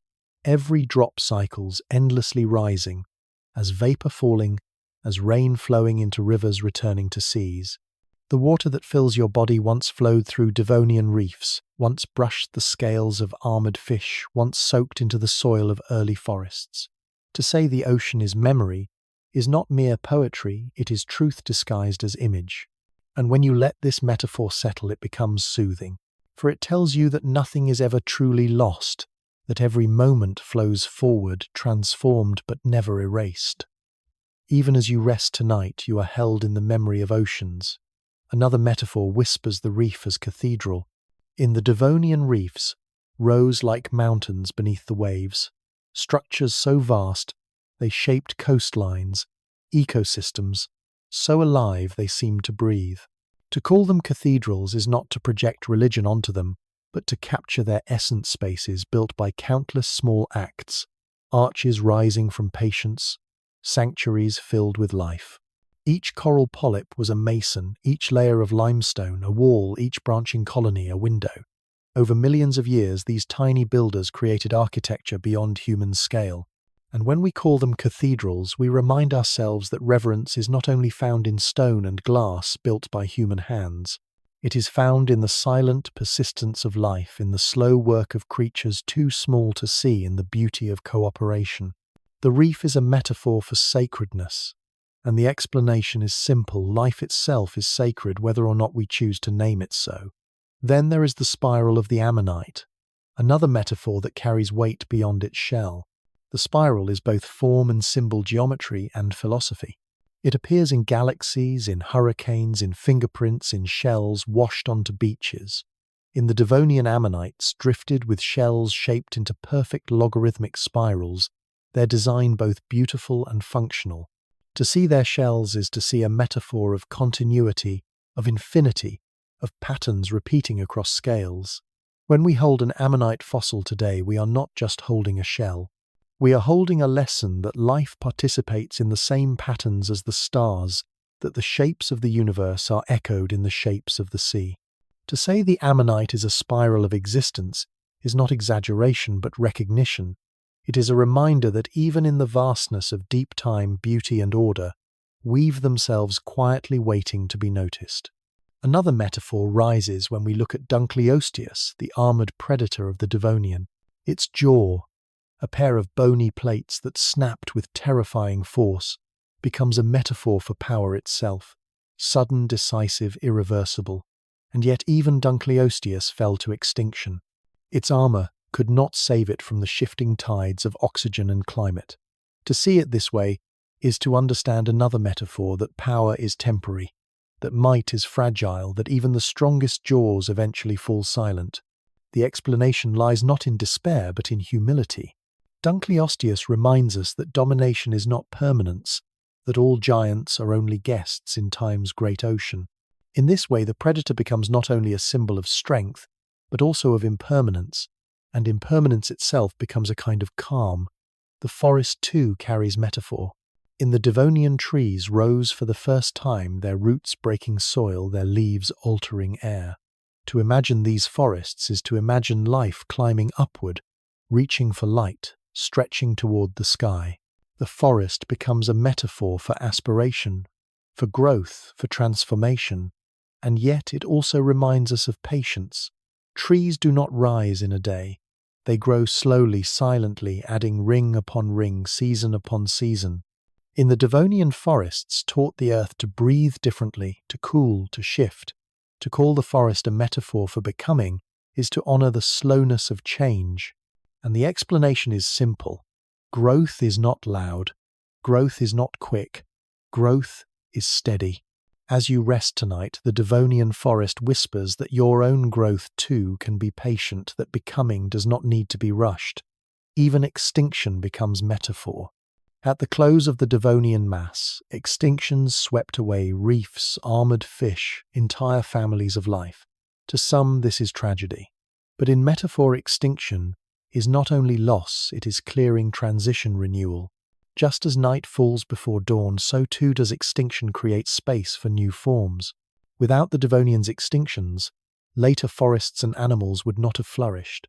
To say extinction is a metaphor for transition is not to diminish the loss, but to frame it within time's flow. The explanation is one of perspective. Endings are also beginnings, and even collapse can be a quiet preparation for change. In this way, reflection on extinction can soothe us, for it reminds us that even in our own lives, the endings we fear may be preludes to transformations we cannot yet see. Now let us pause and notice something important.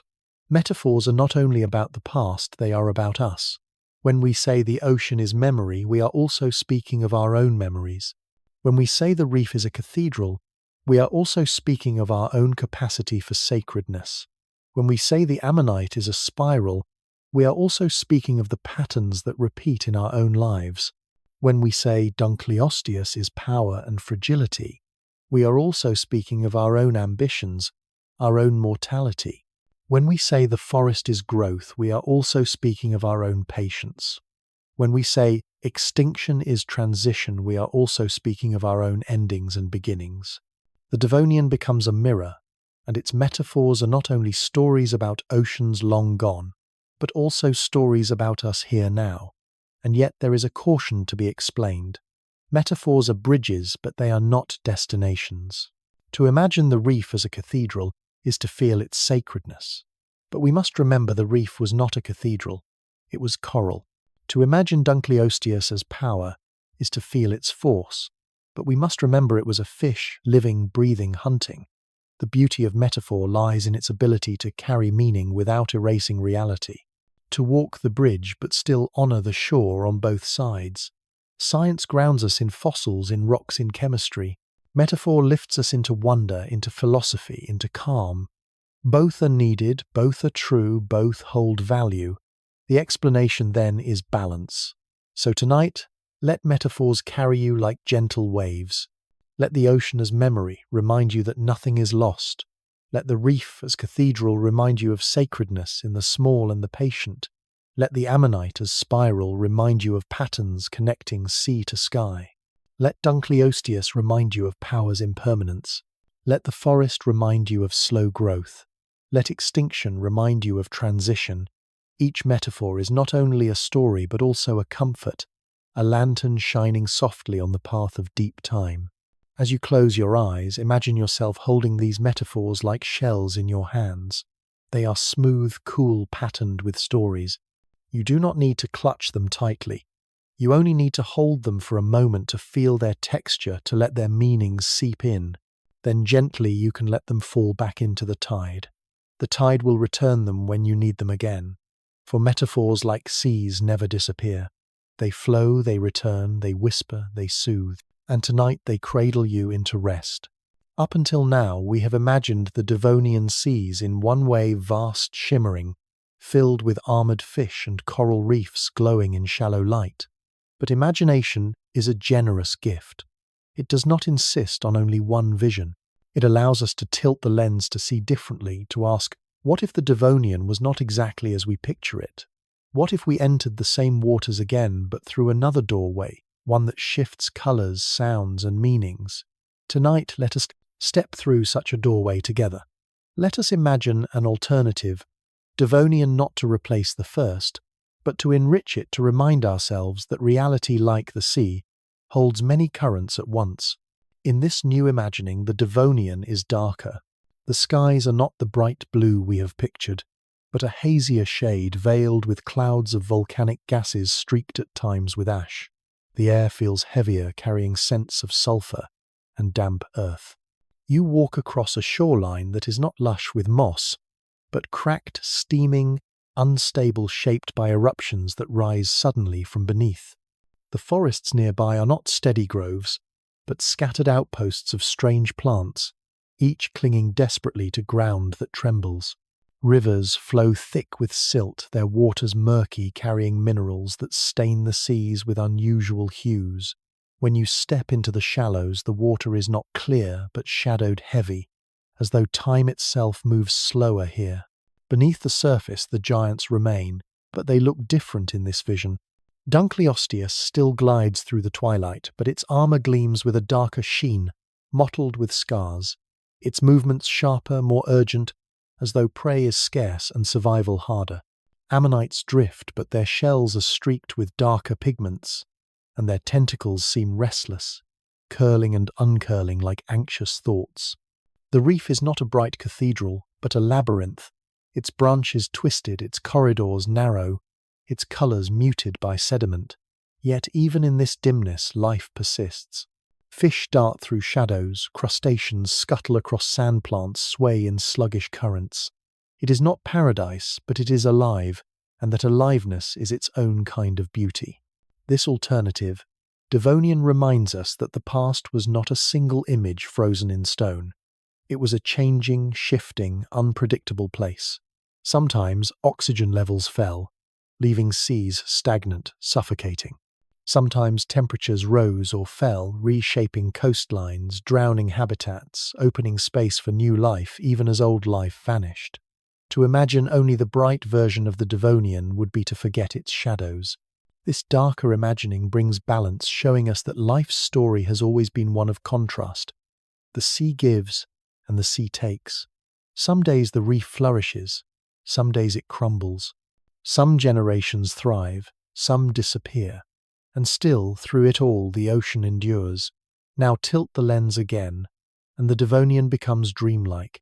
The waters shimmer not with green or brown, but with luminous colours, as though the seas themselves glow from within. Every ripple carries light. Every creature leaves a trail of brightness in its wake. Dunkleosteus passes, and its armour flashes gold, not dull bone. Ammonites drift like lanterns, their spirals glowing soft violet. The reef becomes a garden of light coral branches, glowing faintly, fish shining like stars. You float among them weightless, as though the sea has turned into a sky, and you are drifting among constellations. This imagining may not match geology, but it matches feeling. For when we dream of oceans, we dream of wonder, of light hidden in darkness, of beauty beyond what is necessary. Alternative imagination reminds us that truth is not always one fixed image. Science offers data, but data leaves gaps, and into those gaps flows imagination. Some of our visions may match reality closely, others may not, but each has value. Each allows us to connect emotionally, to find meaning. The Devonian was both brighter and darker than we picture, both serene and turbulent, both fragile and immense. To imagine multiple versions is not to confuse, it is to honour complexity. And what of imagining the Devonian not from above, but from within? Imagine you are not a human visitor, but a creature of that age. You are an armoured fish, your body heavy, your movement deliberate. You feel the drag of water against your plates, the hunger in your jaw, the watchfulness of your eyes scanning shadows. You do not know of future ages, you do not dream of philosophy. You swim, you hunt, you live. Or imagine you are an ammonite drifting gently, tentacles tasting the current, your shell both home and weight. You know only the slow pull of tides, the rhythm of feeding, the danger of passing shadows. In these imaginings, the Devonian becomes intimate, stripped of human perspective, reduced to presence. To live in such a body is to live without past or future, only the immediate now. And perhaps this too is a lesson for us, that rest is found not in grasping at meaning, but in surrendering to being. Let us imagine still another world, a Devonian seen through myth. Here the armoured fish are not only predators, but guardians of a secret realm. The ammonites are not mollusks, but messengers, their spirals carrying codes from the gods of the deep. The forests are not plants, but watchful sentinels, their roots whispering to rivers, their leaves murmuring to clouds. In this vision, the seas themselves are alive, thinking, dreaming, shaping destinies. Every wave carries intent, every storm carries message. To stand in such a world is to feel awe of a different kind, not the awe of science, but the awe of story, the sense that behind every shadow lies meaning, behind every current lies voice. Even if we know this is myth, the imagining has value. It reminds us that humans have always made sense of oceans through story. That story is as much a truth as measurement. In all these alternative visions, darker, luminous, creaturely mythical, we find not contradiction, but expansion. The Devonian becomes richer when seen in many ways, and your own life too becomes richer when imagined differently.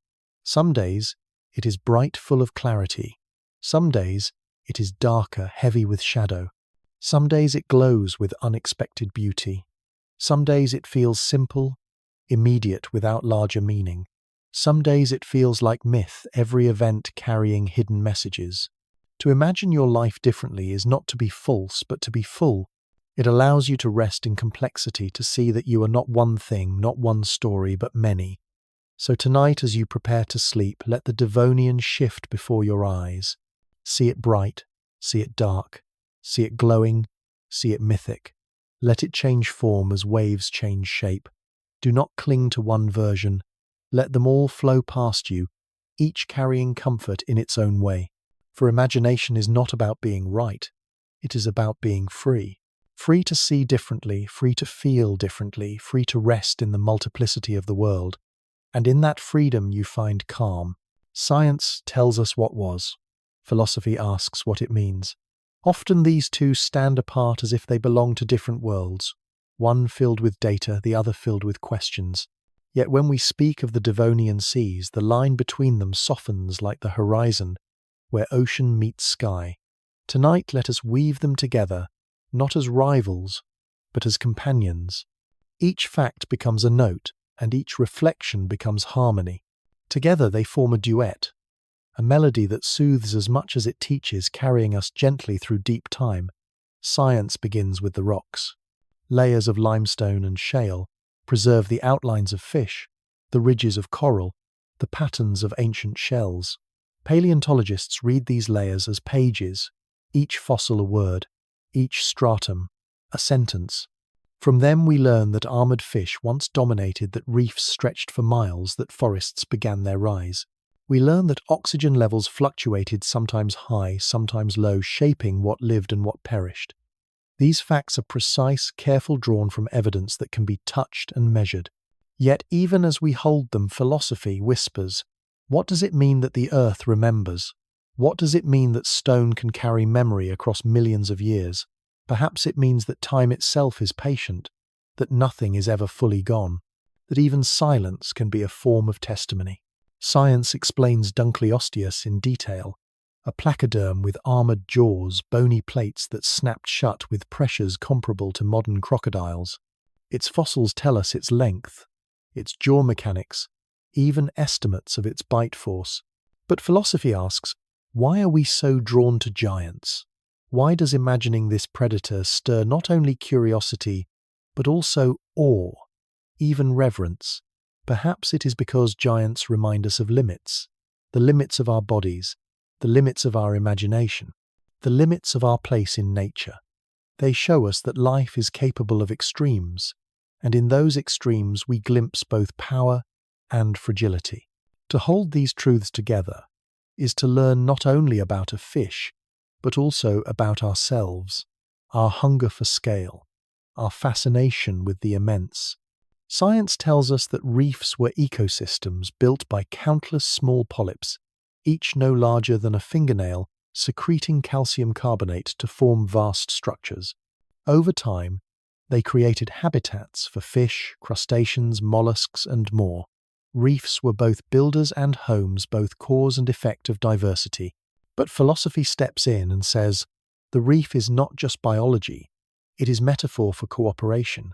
Millions of tiny lives, creating something greater than themselves, enduring for millions of years. Is this not also how human communities survive, each act small, each life brief, but together forming cathedrals of culture, memory, meaning? To see a reef is to be reminded that strength is not always in the individual. Sometimes it is in the collective, in the quiet persistence of many working as one. Science observes that the Devonian ended with extinctions, pulses of loss that took reefs, fish, and plants. Causes are debated. Shifts in climate changes in sea levels, reduced oxygen, perhaps even asteroid impacts. The record is complex, incomplete. But philosophy listens and wonders, what does it mean that even ages end? What does it mean that flourishing can turn to silence? Perhaps it means that impermanence is not tragedy, but rhythm, that life's story is not a straight climb upward, but a series of waves rise, fall, rise again. This reflection does not erase the pain of loss, but frames it within continuity. For though the Devonian ended, the Carboniferous began carrying forests, higher creatures, further life, always onward. In this duet, extinction is both data and meditation, both fact and philosophy. Science measures oxygen levels in Devonian seas through isotopes in rock. It tells us there were times when waters became stagnant, depleted of breath. Creatures suffocated, leaving black shales as record. But philosophy asks, what is breath, if not life itself? To lose oxygen is to lose presence, to fall into stillness. And yet even here, reflection offers comfort. Breath always returns.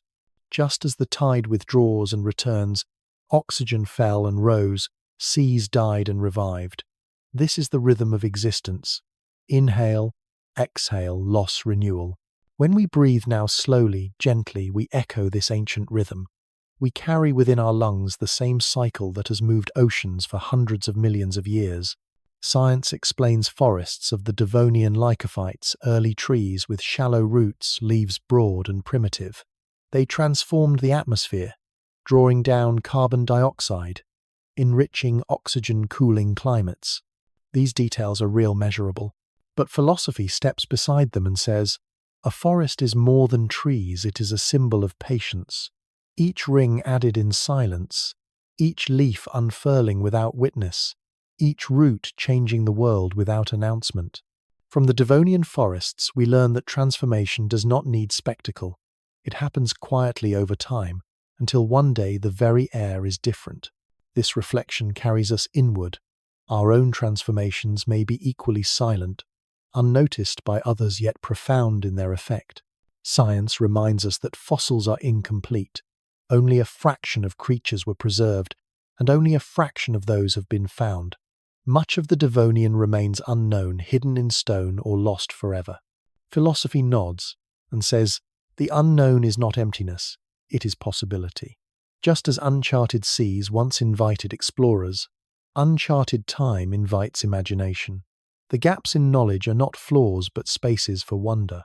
They remind us that mystery itself is part of reality, that we do not need all answers to feel meaning. The duet here is gentle science, accepts its limits. Philosophy turns those limits into beauty. As you listen, notice how each fact invites a reflection, how each reflection deepens the fact. Together they move like two waves, meeting one precise, one interpretive, both flowing in the same direction. Science gives shape, philosophy gives meaning. One tells us what the other asks why. And when they are woven together, they do not clash but sing. The Devonian becomes not only an age of armoured fish, but also an age of metaphor, of lessons of resonance. It becomes a story not only of Earth, but of us, of how we see, how we think, how we rest. And perhaps this duet is the secret of calm, for the mind, when restless, often longs for certainty. It asks for answers, for clarity, for firm ground. Science gives part of that, grounding us in evidence. Philosophy gives the rest, reminding us that uncertainty is not failure, but invitation. Together they soothe. Together they whisper, you do not need to know everything. You only need to belong. And you do belong to oceans, to forests, to deep time, to the duet of knowledge and wonder. Imagine now that you are once more in the Devonian Sea. Around you swimfish, reefs, ammonites, shadows. You hear two voices, one naming, describing, measuring, the other questioning, reflecting, interpreting. At first they seem different, but soon you realize they are the same tide, two currents in one ocean. They circle you gently, not demanding, not rushing, only carrying you deeper into calm. You float between them, weightless, safe, held in their harmony. And as you drift, you understand science and philosophy are not two languages, but two notes in the same song. So tonight, let that song carry you. Let facts and reflections weave together in your mind. Let them build not noise, but rhythm, not tension, but peace. For in the Devonian, as in life, truth is not only what we know, but also what we feel. Science shows us fossils. Philosophy shows us meaning. Together they lull us into rest like two waves, meeting like two breaths flowing in and out. And in that duet you may find sleep gentle and deep, as steady as the ancient tides. There comes a moment in every long journey when words grow softer, when ideas slow, when we are invited not to learn more but to rest more deeply. Tonight, as we travel through the Devonian, we have swum with armoured fish, wandered through forests just beginning to rise, listened to myths of dragons and serpents, and reflected on metaphors that carry meaning across deep time. But now we pause. We set aside the need to picture, the need to know, even the need to imagine. We take a breath, and in that breath, we let the Devonian dissolve into something simpler, rhythm, calm presence. This is the heart of an intentional pause, a place within the story where you are not asked to think but only to feel, to release, to rest. Take a slow inhale now through your nose if you can. Feel your chest expand gently, your ribs widening like the opening of a shell. Hold that breath for just a moment, not straining, simply noticing. Then let it out slowly through your mouth, a soft exhale like a wave retreating down a beach. As you do, imagine the ancient tide doing the same, rolling in, rolling out for millions of years before you, millions of years beyond you. Inhale, exhale. The Devonian seas breathed in their own way, currents carrying oxygen, rivers delivering nutrients, forests altering air. You are not separate from them. Your breath is their breath is yours. This is the comfort of deep time, the recognition that your rhythm belongs to something immeasurably larger. Allow yourself to sink into this rhythm more fully. If you are lying down, feel the weight of your body pressing gently into the surface beneath you. Notice your shoulders softening, your arms resting more heavily, your hands unclenching without effort. Your spine loosens vertebra by vertebra, as though each bone is a stone being set gently down on the ocean floor. Your legs grow heavier, sinking into stillness. Your feet release the tension of carrying you through the day. With each exhale, something leaves you, a thought, a worry, a task not yet done.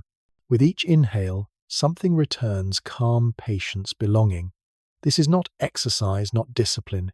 It is surrender. A surrender into the simplicity of being carried the way a swimmer surrenders to the buoyancy of water. In this pause, the Devonian does not vanish.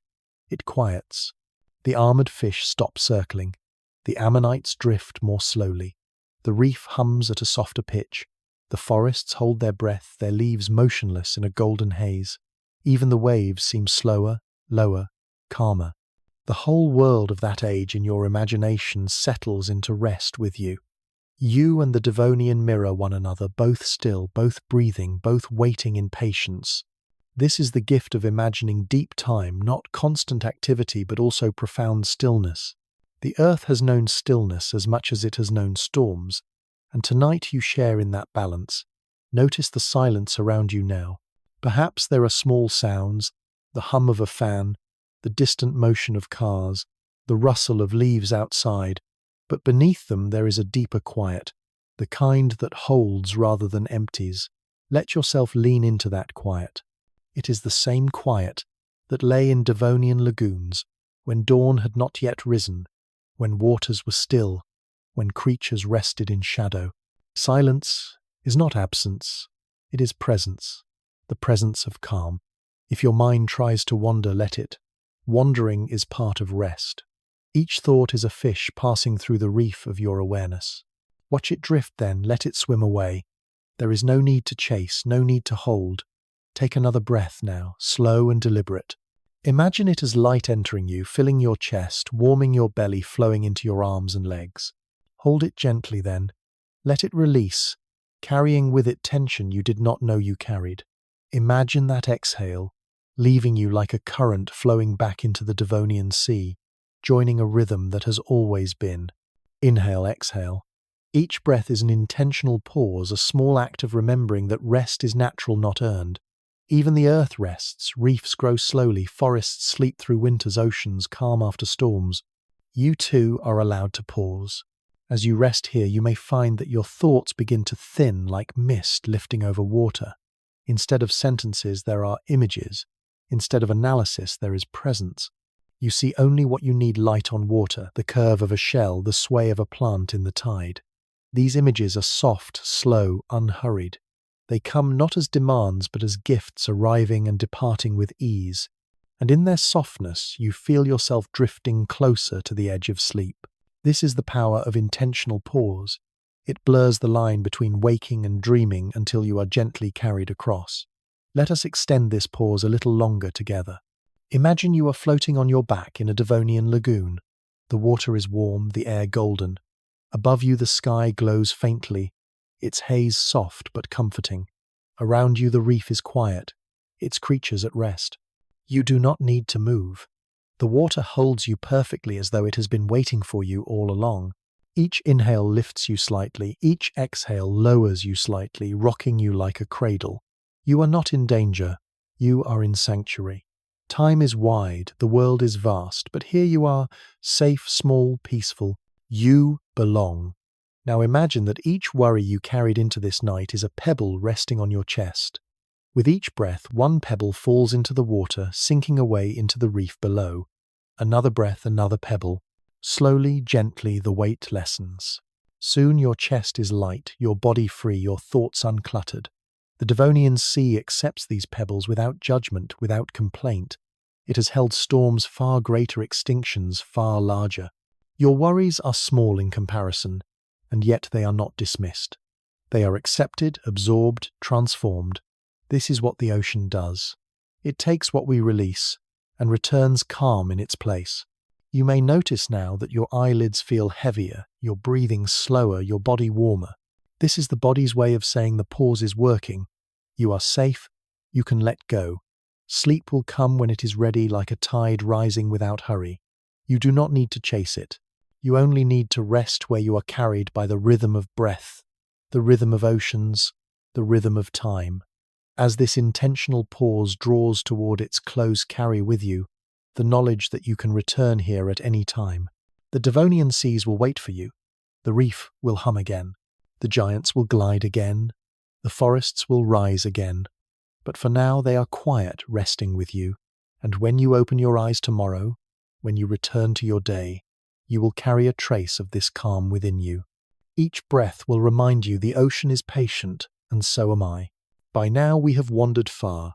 We have stood at the edge of ancient seas, watched giants drift through twilight, water-walked forests just beginning to rise, listened to myths of dragons and gods, and let metaphors carry us into reflection.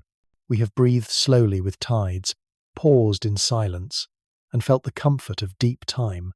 Tonight in this chapter, we do not add more. We gather what has already been given. We weave the threads together, not into a conclusion, but into a fabric soft and strong one you can wrap around yourself as you rest. This is synthesis, gentle and patient, the act of holding the many strands of the Devonian in one embrace. Begin by picturing the ocean itself, vast and steady. One thread is science, the facts of reefs, armored fish, oxygen forests. Another thread is myth, Poseidon's trident, Yer-Umunganda's coils, dragons of rain. Another thread is philosophy questions about power, fragility, growth, and impermanence. Another thread is personal, your own breath, your own memories of water, your own longing for calm. Alone each thread is thin. Together they form something strong, something textured, something that can hold weight without tearing. The Devonian becomes not one story but many, and when woven those stories create a cloth you can rest beneath. Think of the giants again, Dunkleosteus with its jaws, ammonites with their spirals, reefs rising like underwater cathedrals. Science tells us how they lived, what they ate, why they thrived. Philosophy reminds us that their size was both wonder and fragility. Myth transforms them into guardians, symbols, messengers. Personal reflection lets us feel awe, fear, and kinship all at once. Together these voices do not contradict, they harmonize. The giant is not only predator, not only metaphor, not only myth. It is all of these at once. And when you see it in this way, you are reminded that life itself is never only one thing. You too are not only body, not only mind, not only dream. You are all of these woven together as much harmony as contradiction. Consider the reef. In science, it is built by coral polyps, one after another, patient, enduring. In philosophy, it is a metaphor for community, for cooperation. In myth, it may be imagined as a palace of sea gods, guarded by creatures of legend. In personal memory, it may remind you of a crowd, a family, a city, the feeling of belonging to something larger. Each view adds depth. Woven together, the reef is both literal and symbolic, both fact and dream, both then and now. To weave threads is not to lose clarity but to gain richness. The reef in your imagination becomes not just Devonian history, but a mirror of your own life, of your own connections. Even extinction, heavy though it may sound, becomes lighter when woven. As science, it is an event loss of species, collapse of reefs, shifts in climate. As philosophy, it is a reminder of impermanence, that all things pass. As myth, it can be read as flood, as punishment, as renewal. As personal reflection, it is the small endings we know, relationships, jobs, days, even moments that clear space for what comes next. Woven together, extinction is not despair, but rhythm. It becomes a thread of transition, dark in color perhaps, but essential to the pattern. Without dark threads, the fabric would not hold contrast. It would not be whole. Now let us weave breath into this fabric. Each inhale is a thread of presence, each exhale a thread of release. You have already felt how breath mirrors tide, how lungs mirror ocean. In synthesis, breath becomes the loom itself, pulling threads together one after another until they lie side by side. Imagine your body as that loom. Each thought of the Devonian scientific, mythical, philosophical, personal is a thread moving across you. With each breath they are woven tighter, smoother, until the cloth is whole. You do not need to work at this weaving. It happens naturally, gently as you rest. Step back now and look at the fabric we have woven. Its colors shift, some bright, some dark, some muted, some glowing.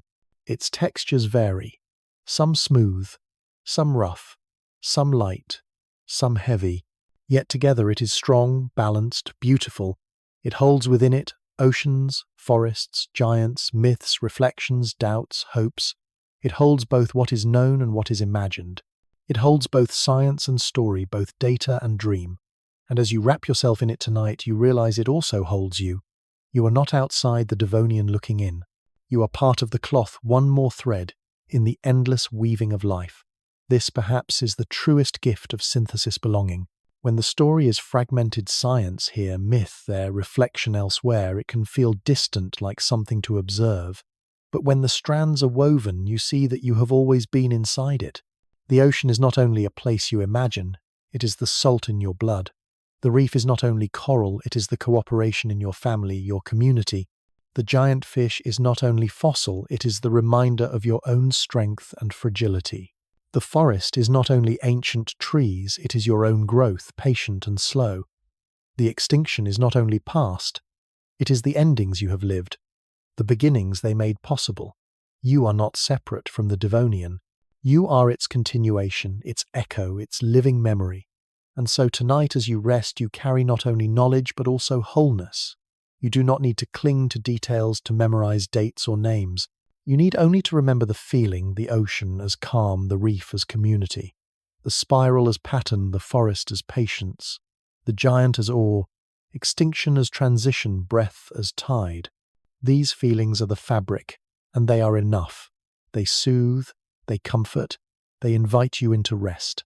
Take a slow breath now. Inhale, gather the threads. Exhale, let them weave together. Feel the cloth forming around you, light yet warm, strong yet soft.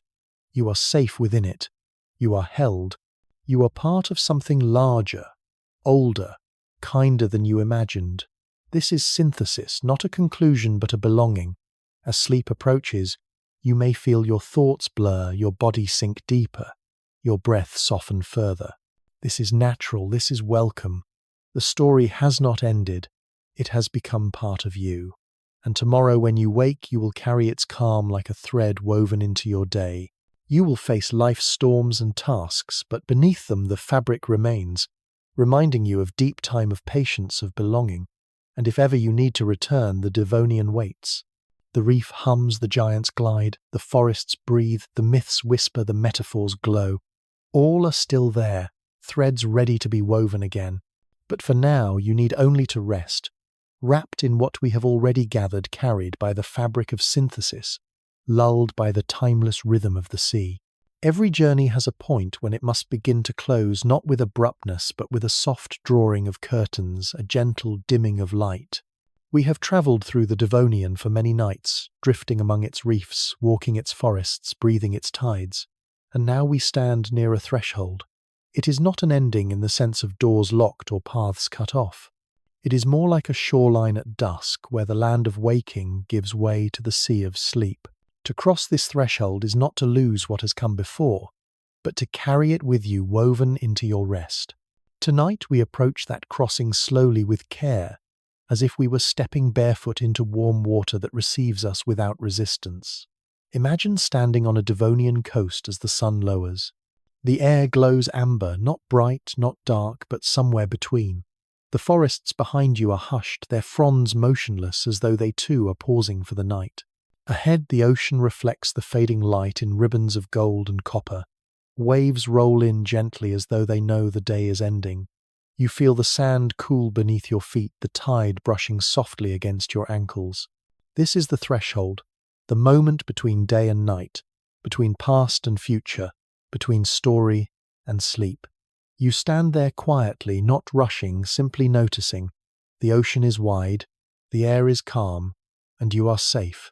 As you watch shapes stir beneath the surface, the giants are here one by one, appearing in the twilight. Dunkleosteus glides silently, its armoured head catching the last light of the Sunday.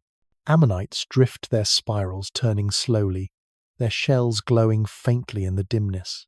Small placoderms circle near the shallows, their armour glinting like dull bronze. Each creature seems less restless now, as though they too are preparing for rest. Even predators soften at dusk, their movements slower, their hunger quiet.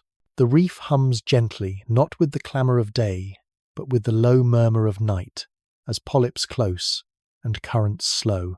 You realize that even the Devonian sea had thresholds, moments when activity gave way to stillness, when the entire ocean seemed to pause and breathe. You take a step forward deeper into the water. It reaches your knees, then your waist, then your chest. Each step is slow, deliberate, unhurried. The water embraces you, lifts you, carries you. You no longer walk, you float. The threshold is crossed not by force but by surrender. You let the sea hold you. You let the Devonian wrap around you. The horizon fades. The shore disappears. The sky grows darker. Yet you are not lost. You are carried weightless, safe. This is what thresholds teach us, that to cross is not to fall, but to be received. Think of your breath again, rising and falling. Each inhale is the shore. Each exhale is the sea. With each cycle you step further across the threshold, further from waking, closer to dreaming. You do not push sleep to come. You do not pull it toward you. You only drift, and in drifting you arrive. The Devonian accompanies you not as noise but as memory, the spiral of shells, the hum of reefs, the glide of giants. They move more slowly now, their outlines softer, their presence dreamlike.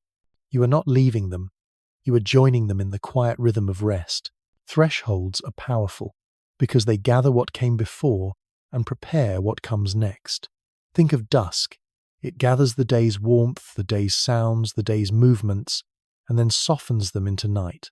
Think of tides they gather. Energy surge forward, then release into calm. Think of breath. It gathers air, fills the lungs, then releases into stillness. In the same way, this threshold gathers all we have explored, the science, the myths, the reflections, and lets them flow into rest. Nothing is lost. Everything is carried. Perhaps you feel now that your body is heavier, sinking deeper into the surface beneath you. Your eyelids may feel heavier, too lowering without effort.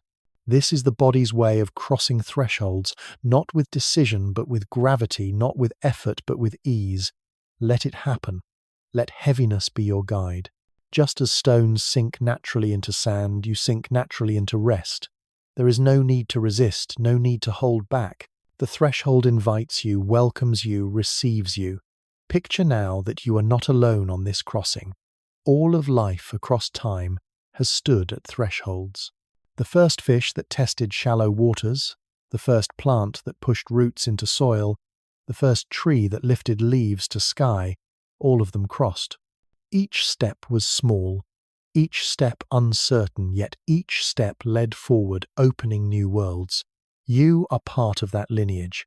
Your own threshold tonight is gentler, quieter, but no less meaningful. You too are crossing into a new state, into the soft ocean of sleep where the mind can drift and renew. The Devonian reminds you every threshold leads somewhere, every crossing is transformation. As you float deeper, the sounds around you grow muted. The hum of the reef is softer. The movements of fish are slower. The crash of waves has become a whisper. Even your thoughts, once sharp, are now blurred at the edges, dissolving into images rather than words. This is how thresholds feel, not sudden but gradual, a fading of clarity into dream. You are not losing yourself. You are becoming part of something wider, something calmer. You are becoming ocean. In this state, metaphors merge with facts, myths blend with science, reflections melt into silence. You no longer separate them. You no longer need to.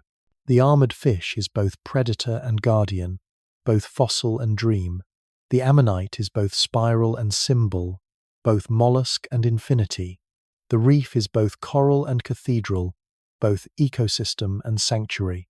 The forest is both plant and promise, both oxygen and patience. The extinction is both loss and renewal. You carry them all together, woven into one, as you drift further into the sea of rest. And now, let yourself release. Release the need to follow every word, release the need to picture every image. Let them flow past you like currents, like shadows moving across water. Some will linger, some will fade, but you do not need to hold any of them. The threshold does not ask you to hold, it asks you to trust. Trust that sleep will come. Trust that you are safe. Trust that the ocean will carry you.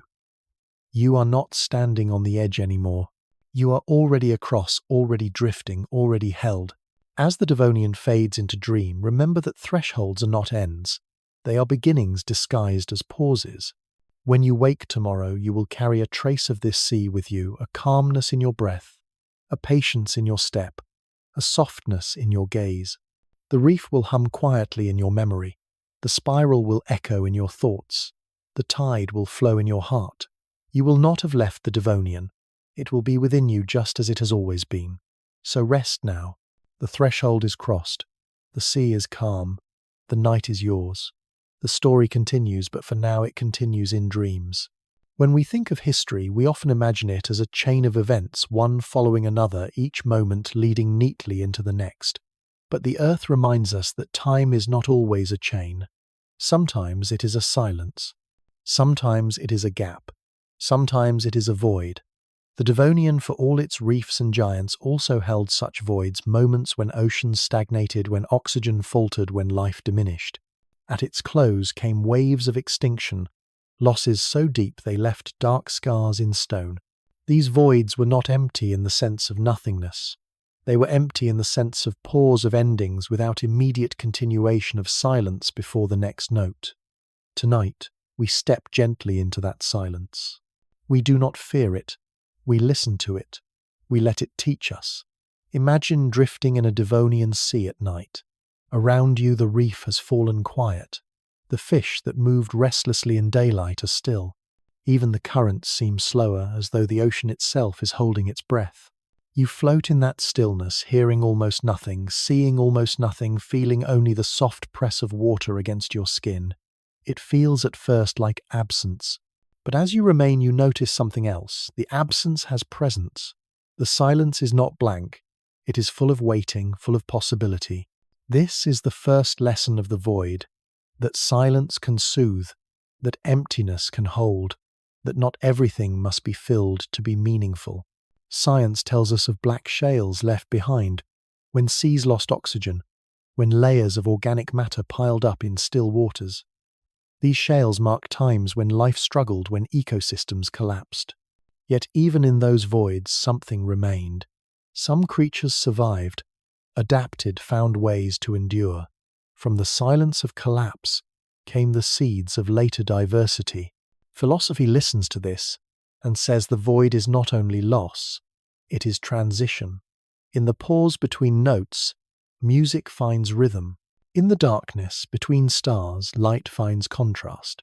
In the spaces of our own lives where things fall away, jobs, relationships, routines, new beginnings prepare themselves quietly. The void teaches patience even when it feels unbearable. In myth, voids appear again and again. The Greeks spoke of chaos, the yawning gap before creation. The Norse told of Ginnunga Gap, the vast emptiness between worlds of fire and ice. In the Hebrew tradition, the deep waters were formless before light was spoken.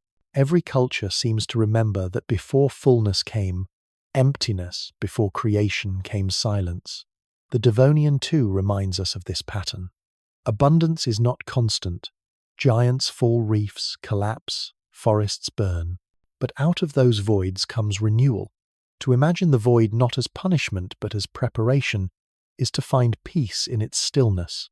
Now, bring this lesson close to yourself. Think of moments in your own life when you felt emptiness. Perhaps after loss, when someone you loved was gone. Perhaps in quiet hours when loneliness pressed. Perhaps in the pause after a great effort, when you did not yet know what came next. These moments may have felt like absence, like void. But now, with the Devonian as companion, you can see them differently. They were not only empty, they were pauses where the next chapter was gathering strength, where silence was making space for a new note. You survived them, and in surviving you learned. The void taught you patience, resilience, humility. It taught you to wait for what could not yet be seen. Take a breath now. Inhale slowly, filling your lungs. Hold it for a moment, feeling the fullness. Then exhale, releasing completely until you feel the emptiness in your chest. Notice that the void of the exhale is not frightening. It is restful. It is necessary. Without it, the next breath could not come. This is another lesson of the void, that emptiness is not failure but rhythm. Just as oceans rose and fell, just as reefs flourished and collapsed, your own life carries the same ebb and flow. You cannot always be full. You cannot always be busy, productive, present. You must also rest, empty, pause. And in that pause you are not broken, you are preparing. The Devonian extinctions remind us that even great voids pass. After reefs collapsed, new forms of life took their place. After fish vanished, new ones emerged. After forests thinned, new growth rose. The void was not the end. It was the silence before a new song. When you feel voids in your own life, you may be tempted to despair, to think they will last forever. But deep time says otherwise. The earth has endured voids larger than anything we can imagine, and each time life has returned, renewed, transformed, you are part of that same story. Your voids too will pass.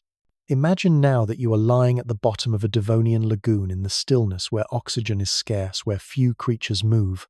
The water is dark, heavy, quiet. At first it seems lifeless, but then slowly you see small movements, tiny creatures surviving in the shadows, finding ways to endure. You realize that even in voids life whispers. Even in silence there is presence. The void is not nothing. It is less, but it is not none. And that smallness that whisper is enough to carry life forward until abundance returns. This is perhaps the deepest lesson, that even in our hardest silences some small light remains, and that smallness is enough. As you drift further towards sleep, let the void become comfort rather than fear. Let silence wrap you like water. Let absence become space. Let darkness become rest. You do not need to resist it. You do not need to fill it. You only need to let it be, to float in it, to trust that from it will come renewal. Just as reefs grew again, just as forests spread again, just as oceans breathed again, you too will rise from your voids with new strength. So tonight the void is not an ending. It is a lesson. It whispers rest is not emptiness but preparation. Silence is not loss but presence. Darkness is not absence but balance. If you can hold this truth gently, you will find peace in every pause, comfort in every silence, hope in every ending. The Devonian seas remind you that voids are part of life's rhythm, and life's rhythm always continues. For much of this journey we have kept our gaze on the sea, its reefs, its giants, its silences. But there comes a point when every civilization, even ours, even those far removed from the Devonian, tilts its head upward. We look to the sky not only for answers but for perspective. To shift our eyes from the ocean to the heavens is to realize that Earth is not alone, that even the vastness of the Devonian was only a chapter in a story much larger. Tonight as you rest, let us follow that tilt together. Let us imagine how civilizations, ancient, modern, future, have looked at the sky and found in its stars reflections of the oceans below. Picture yourself standing at the edge of a Devonian forest at twilight. The air is warm, the tide behind you is settling into stillness.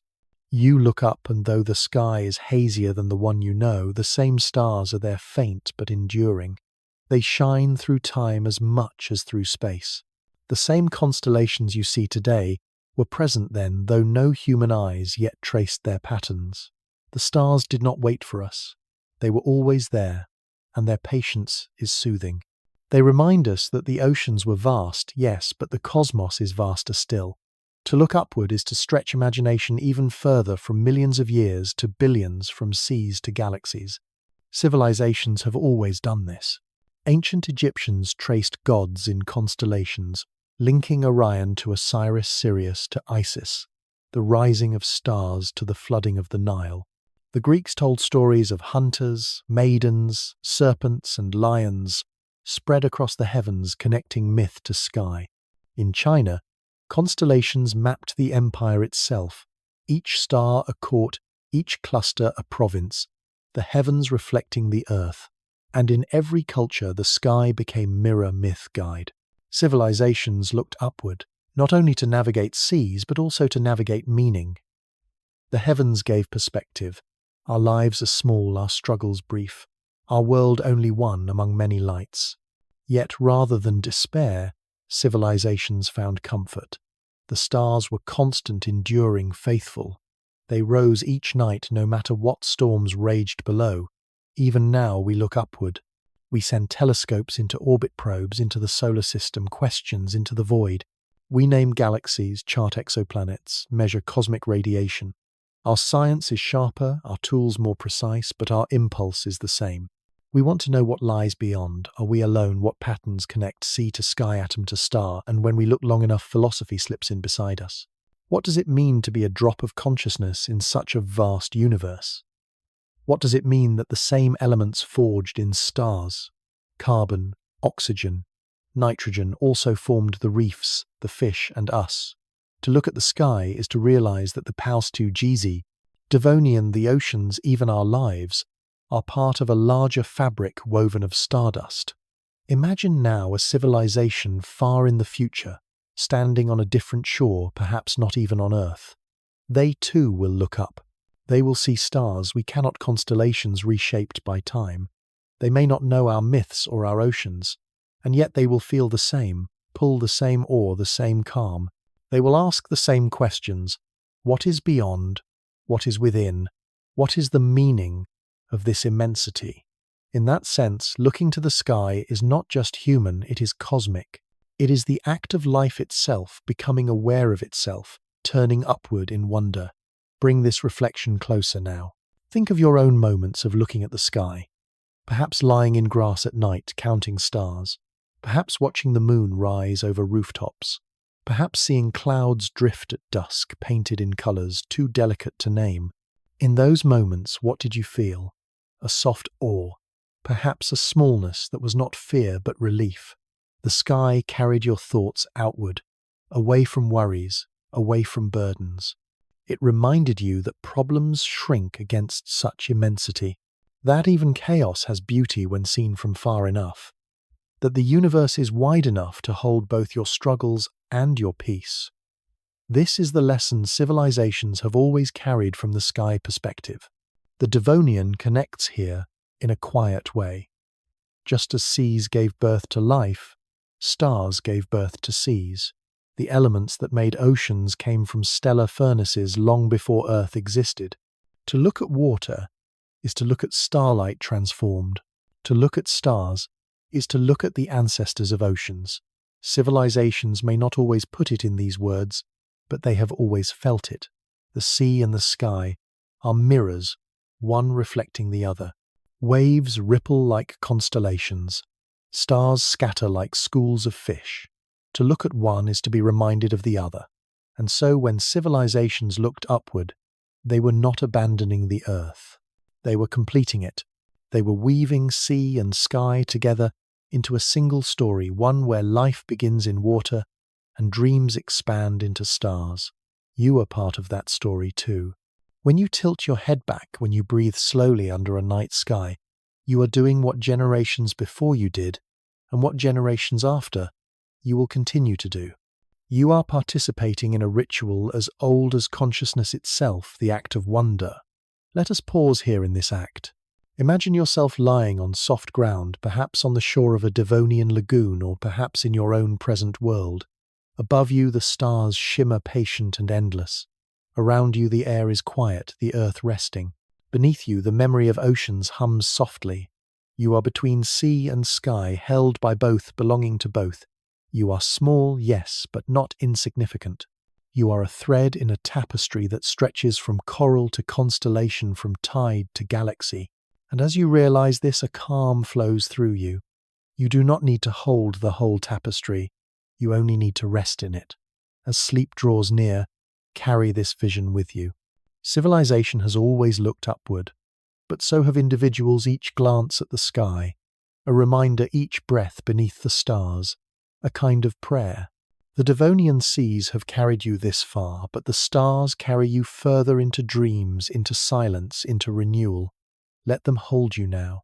Let the sky be your ceiling, the sea your bed, and rest within both. For the story of life is not only oceans and not only stars, it is the harmony of both reflected in you tonight. Every story we tell is both an arrival and a departure. The Devonian has carried us far through its seas, its reefs, its giants, its silences. We have rested in its rhythms, learned from its metaphors, crossed its thresholds. But as with all journeys, there comes a point when one horizon fades and another appears. The earth, after all, did not stop with the Devonian. Time flowed forward, carrying forests, higher creatures, further atmospheres, richer. And just as rivers lead to seas, so the Devonian led into a new chapter, the Carboniferous, the age of coal, of towering forests, of insects, grown to astonishing size. Tonight, as you drift into sleep, let us tease that next journey, not with urgency, but with the soft promise of what lies beyond. Imagine standing once more at the edge of a Devonian forest. The tide behind you whispers of reefs and armoured fish. The trees before you murmur with new beginnings. You step forward, and already you feel the air changing. It is richer now, carrying more oxygen, filling your lungs more deeply. The plants are taller, broader, more confident. Where Devonian ferns once grew timidly, Carboniferous trees now rise like pillars, their trunks thick, their canopies spreading to block the sunday. The ground is darker, damp, with layers of fallen leaves that will in deep time become coal-black stone, that will one day fuel entire civilizations. You do not know that yet, of course. You only feel the softness under your feet, the coolness of shadows, the hush of forests rising toward the sky. As you walk further, you hear a different sound. Wings. Not the small hum of insects you know today, but louder, deeper, heavier. A dragonfly drifts above you, its wings stretching nearly as wide as your arms. It glides slowly, majestically, landing on a branch with the grace of a bird. This is Meganeura, one of the great insects of the Carboniferous grown enormous in the oxygen-rich air. Around it, other insects crawl, scuttle, leap. Millipedes longer than you are, tall beetles the size of small animals, ecosystems of creatures that make you pause in wonder. The Devonian had its giants in water. The Carboniferous will have them on land and in air. In this teasing vision, you realize how connected the two ages are. The Devonian gave forests their first steps. The Carboniferous let them tower. The Devonian taught fish to crawl. The Carboniferous let amphibians roam. The Devonian showed reefs collapsing. The Carboniferous built swamps that reshaped air. Each age is a continuation, a wave following another, the tide flowing always forward. To rest in this thought is to feel continuity, the comfort that nothing ends, everything transforms. The Devonian may fade, but its breath lingers in the Carboniferous, just as your exhale lingers in your next inhale. Now imagine lying down at the base of a Carboniferous tree. Its trunk is wide, its bark patterned like scales, its roots spreading deep into damp earth. Above you the canopy sways, filtering sunlight into green gold. The air is warm, filled with the scent of ferns and peat. Around you insects buzz, but their sound is not harsh. It is rhythmic, steady, a lullaby of wings and legs and rustling leaves. You close your eyes and the forest becomes a cradle. The Devonian sea has set you down here gently, like a wave placing driftwood on shore. You belong, still carried, still safe. Civilizations long after will look back on the Carboniferous not with imagination alone, but with fire. The coal formed in these swamps will one day fuel engines, light cities, change climates. Humans will dig deep, pulling from earth the compressed forests of this time. But for now, in this moment of vision, the coal is only leaves, falling peat, layering, time gathering. It is not yet industry. It is only nature, slow and patient. To see it this way is to find calm. The world does not rush. It grows, it falls, it rests, it waits. Just as you are invited to rest and wait tonight. This teasing glimpse is not meant to overwhelm, but to soothe. You do not need to know every detail of the Carboniferous yet. You only need to know that it awaits, that the story of Earth continues, that the tide of time never stops flowing. The Devonian gave oceans filled with fish. The Carboniferous will give forests filled with shadows and wings. The Devonian taught us about breath. The Carboniferous will fill that breath with new abundance. The Devonian showed us silence. The Carboniferous will show us song. Both are part of the same rhythm, and both remind us that life is endless in its creativity. As you lie here drifting closer to sleep, hold this promise gently. Tomorrow or another night we will step deeper into the Carboniferous, wandering its swamps, meeting its giants, hearing its lessons.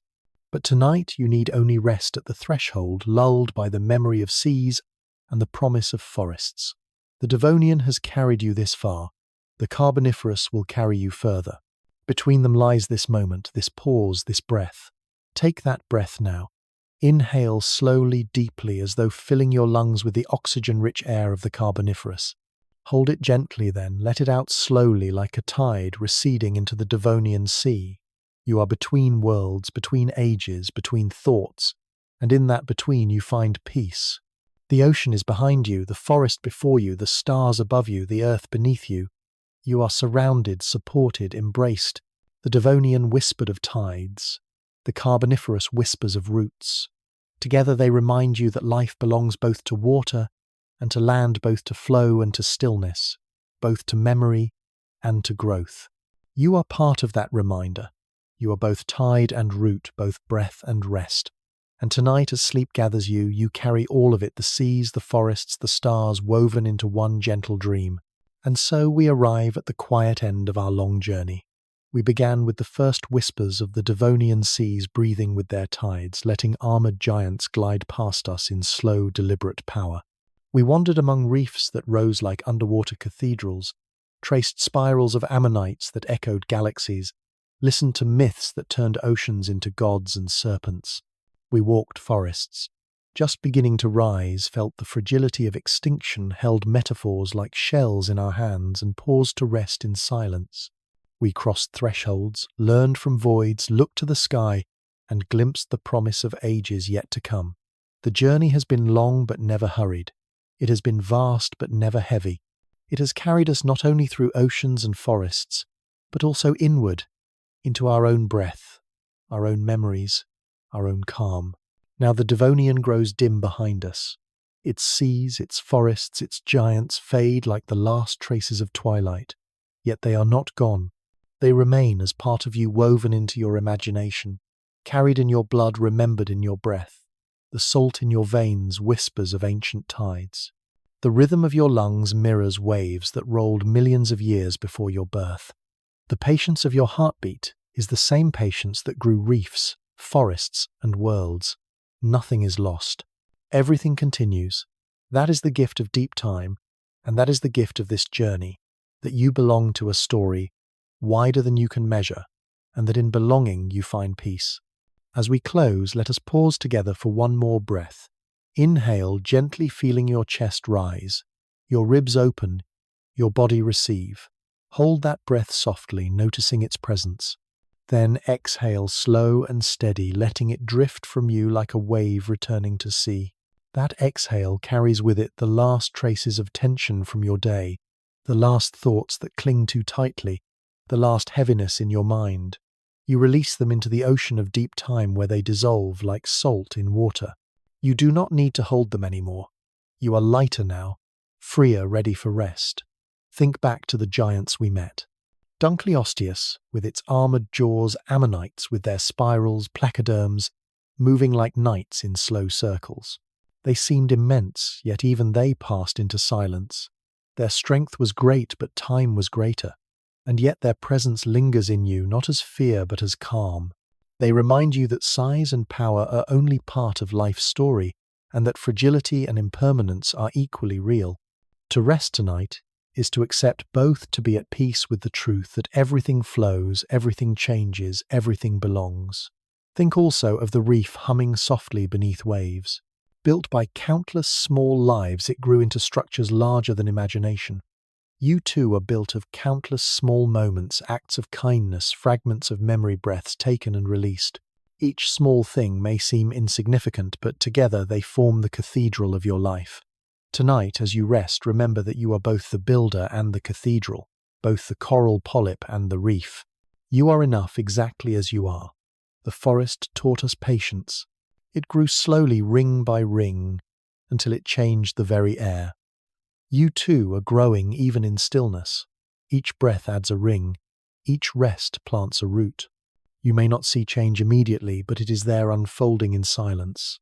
The forest asks nothing of you tonight but to be patient with yourself, to trust the process, to allow growth to happen quietly. Extinction reminded us of endings, but it also reminded us that endings are thresholds, doors opening to new beginnings. The Devonian ended and the Carboniferous began. One story closed, another opened. So it is with your own life. Whatever ended today, whatever closed this week, this month, this year, another story waits to begin. The void is never forever. From silence comes song. From darkness comes dawn. From endings come new beginnings. And when we lifted our gaze from seas to skies, we saw that oceans and stars are mirrors. Waves ripple like constellations, stars scatter like schools of fish. The same stardust that made galaxies made oceans, and the same oceans that cradled fish cradled you. To look up is to remember that you are part of something infinite. To look inward is to remember that the infinite already flows through you. You are sea and star, both small and vast, fragile and eternal. Now as the night deepens, you are ready to let go of the story. Not to lose it, but to let it carry you into dreams. Imagine yourself lying on a calm shore. The Devonian Sea is behind you, the Carboniferous forest ahead, the stars above, the earth beneath. You are held by all directions, supported by all time. You do not need to move. You do not need to think. You do not need to do anything at all. You are safe. You are enough. You belong. Sleep will come now as gently as the tide. You may dream of spirals glowing in the dark of reefs, humming like choirs of forests, reaching skyward, of stars scattering above.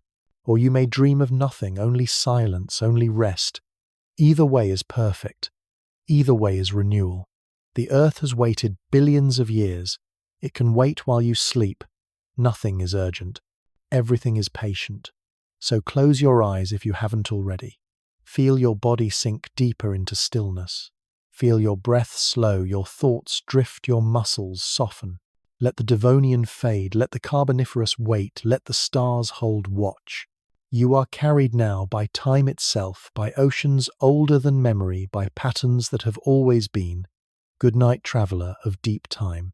Rest in the ocean's embrace. Rest in the forest's patience. Rest in the stars' eternity.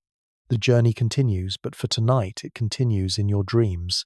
Sleep well.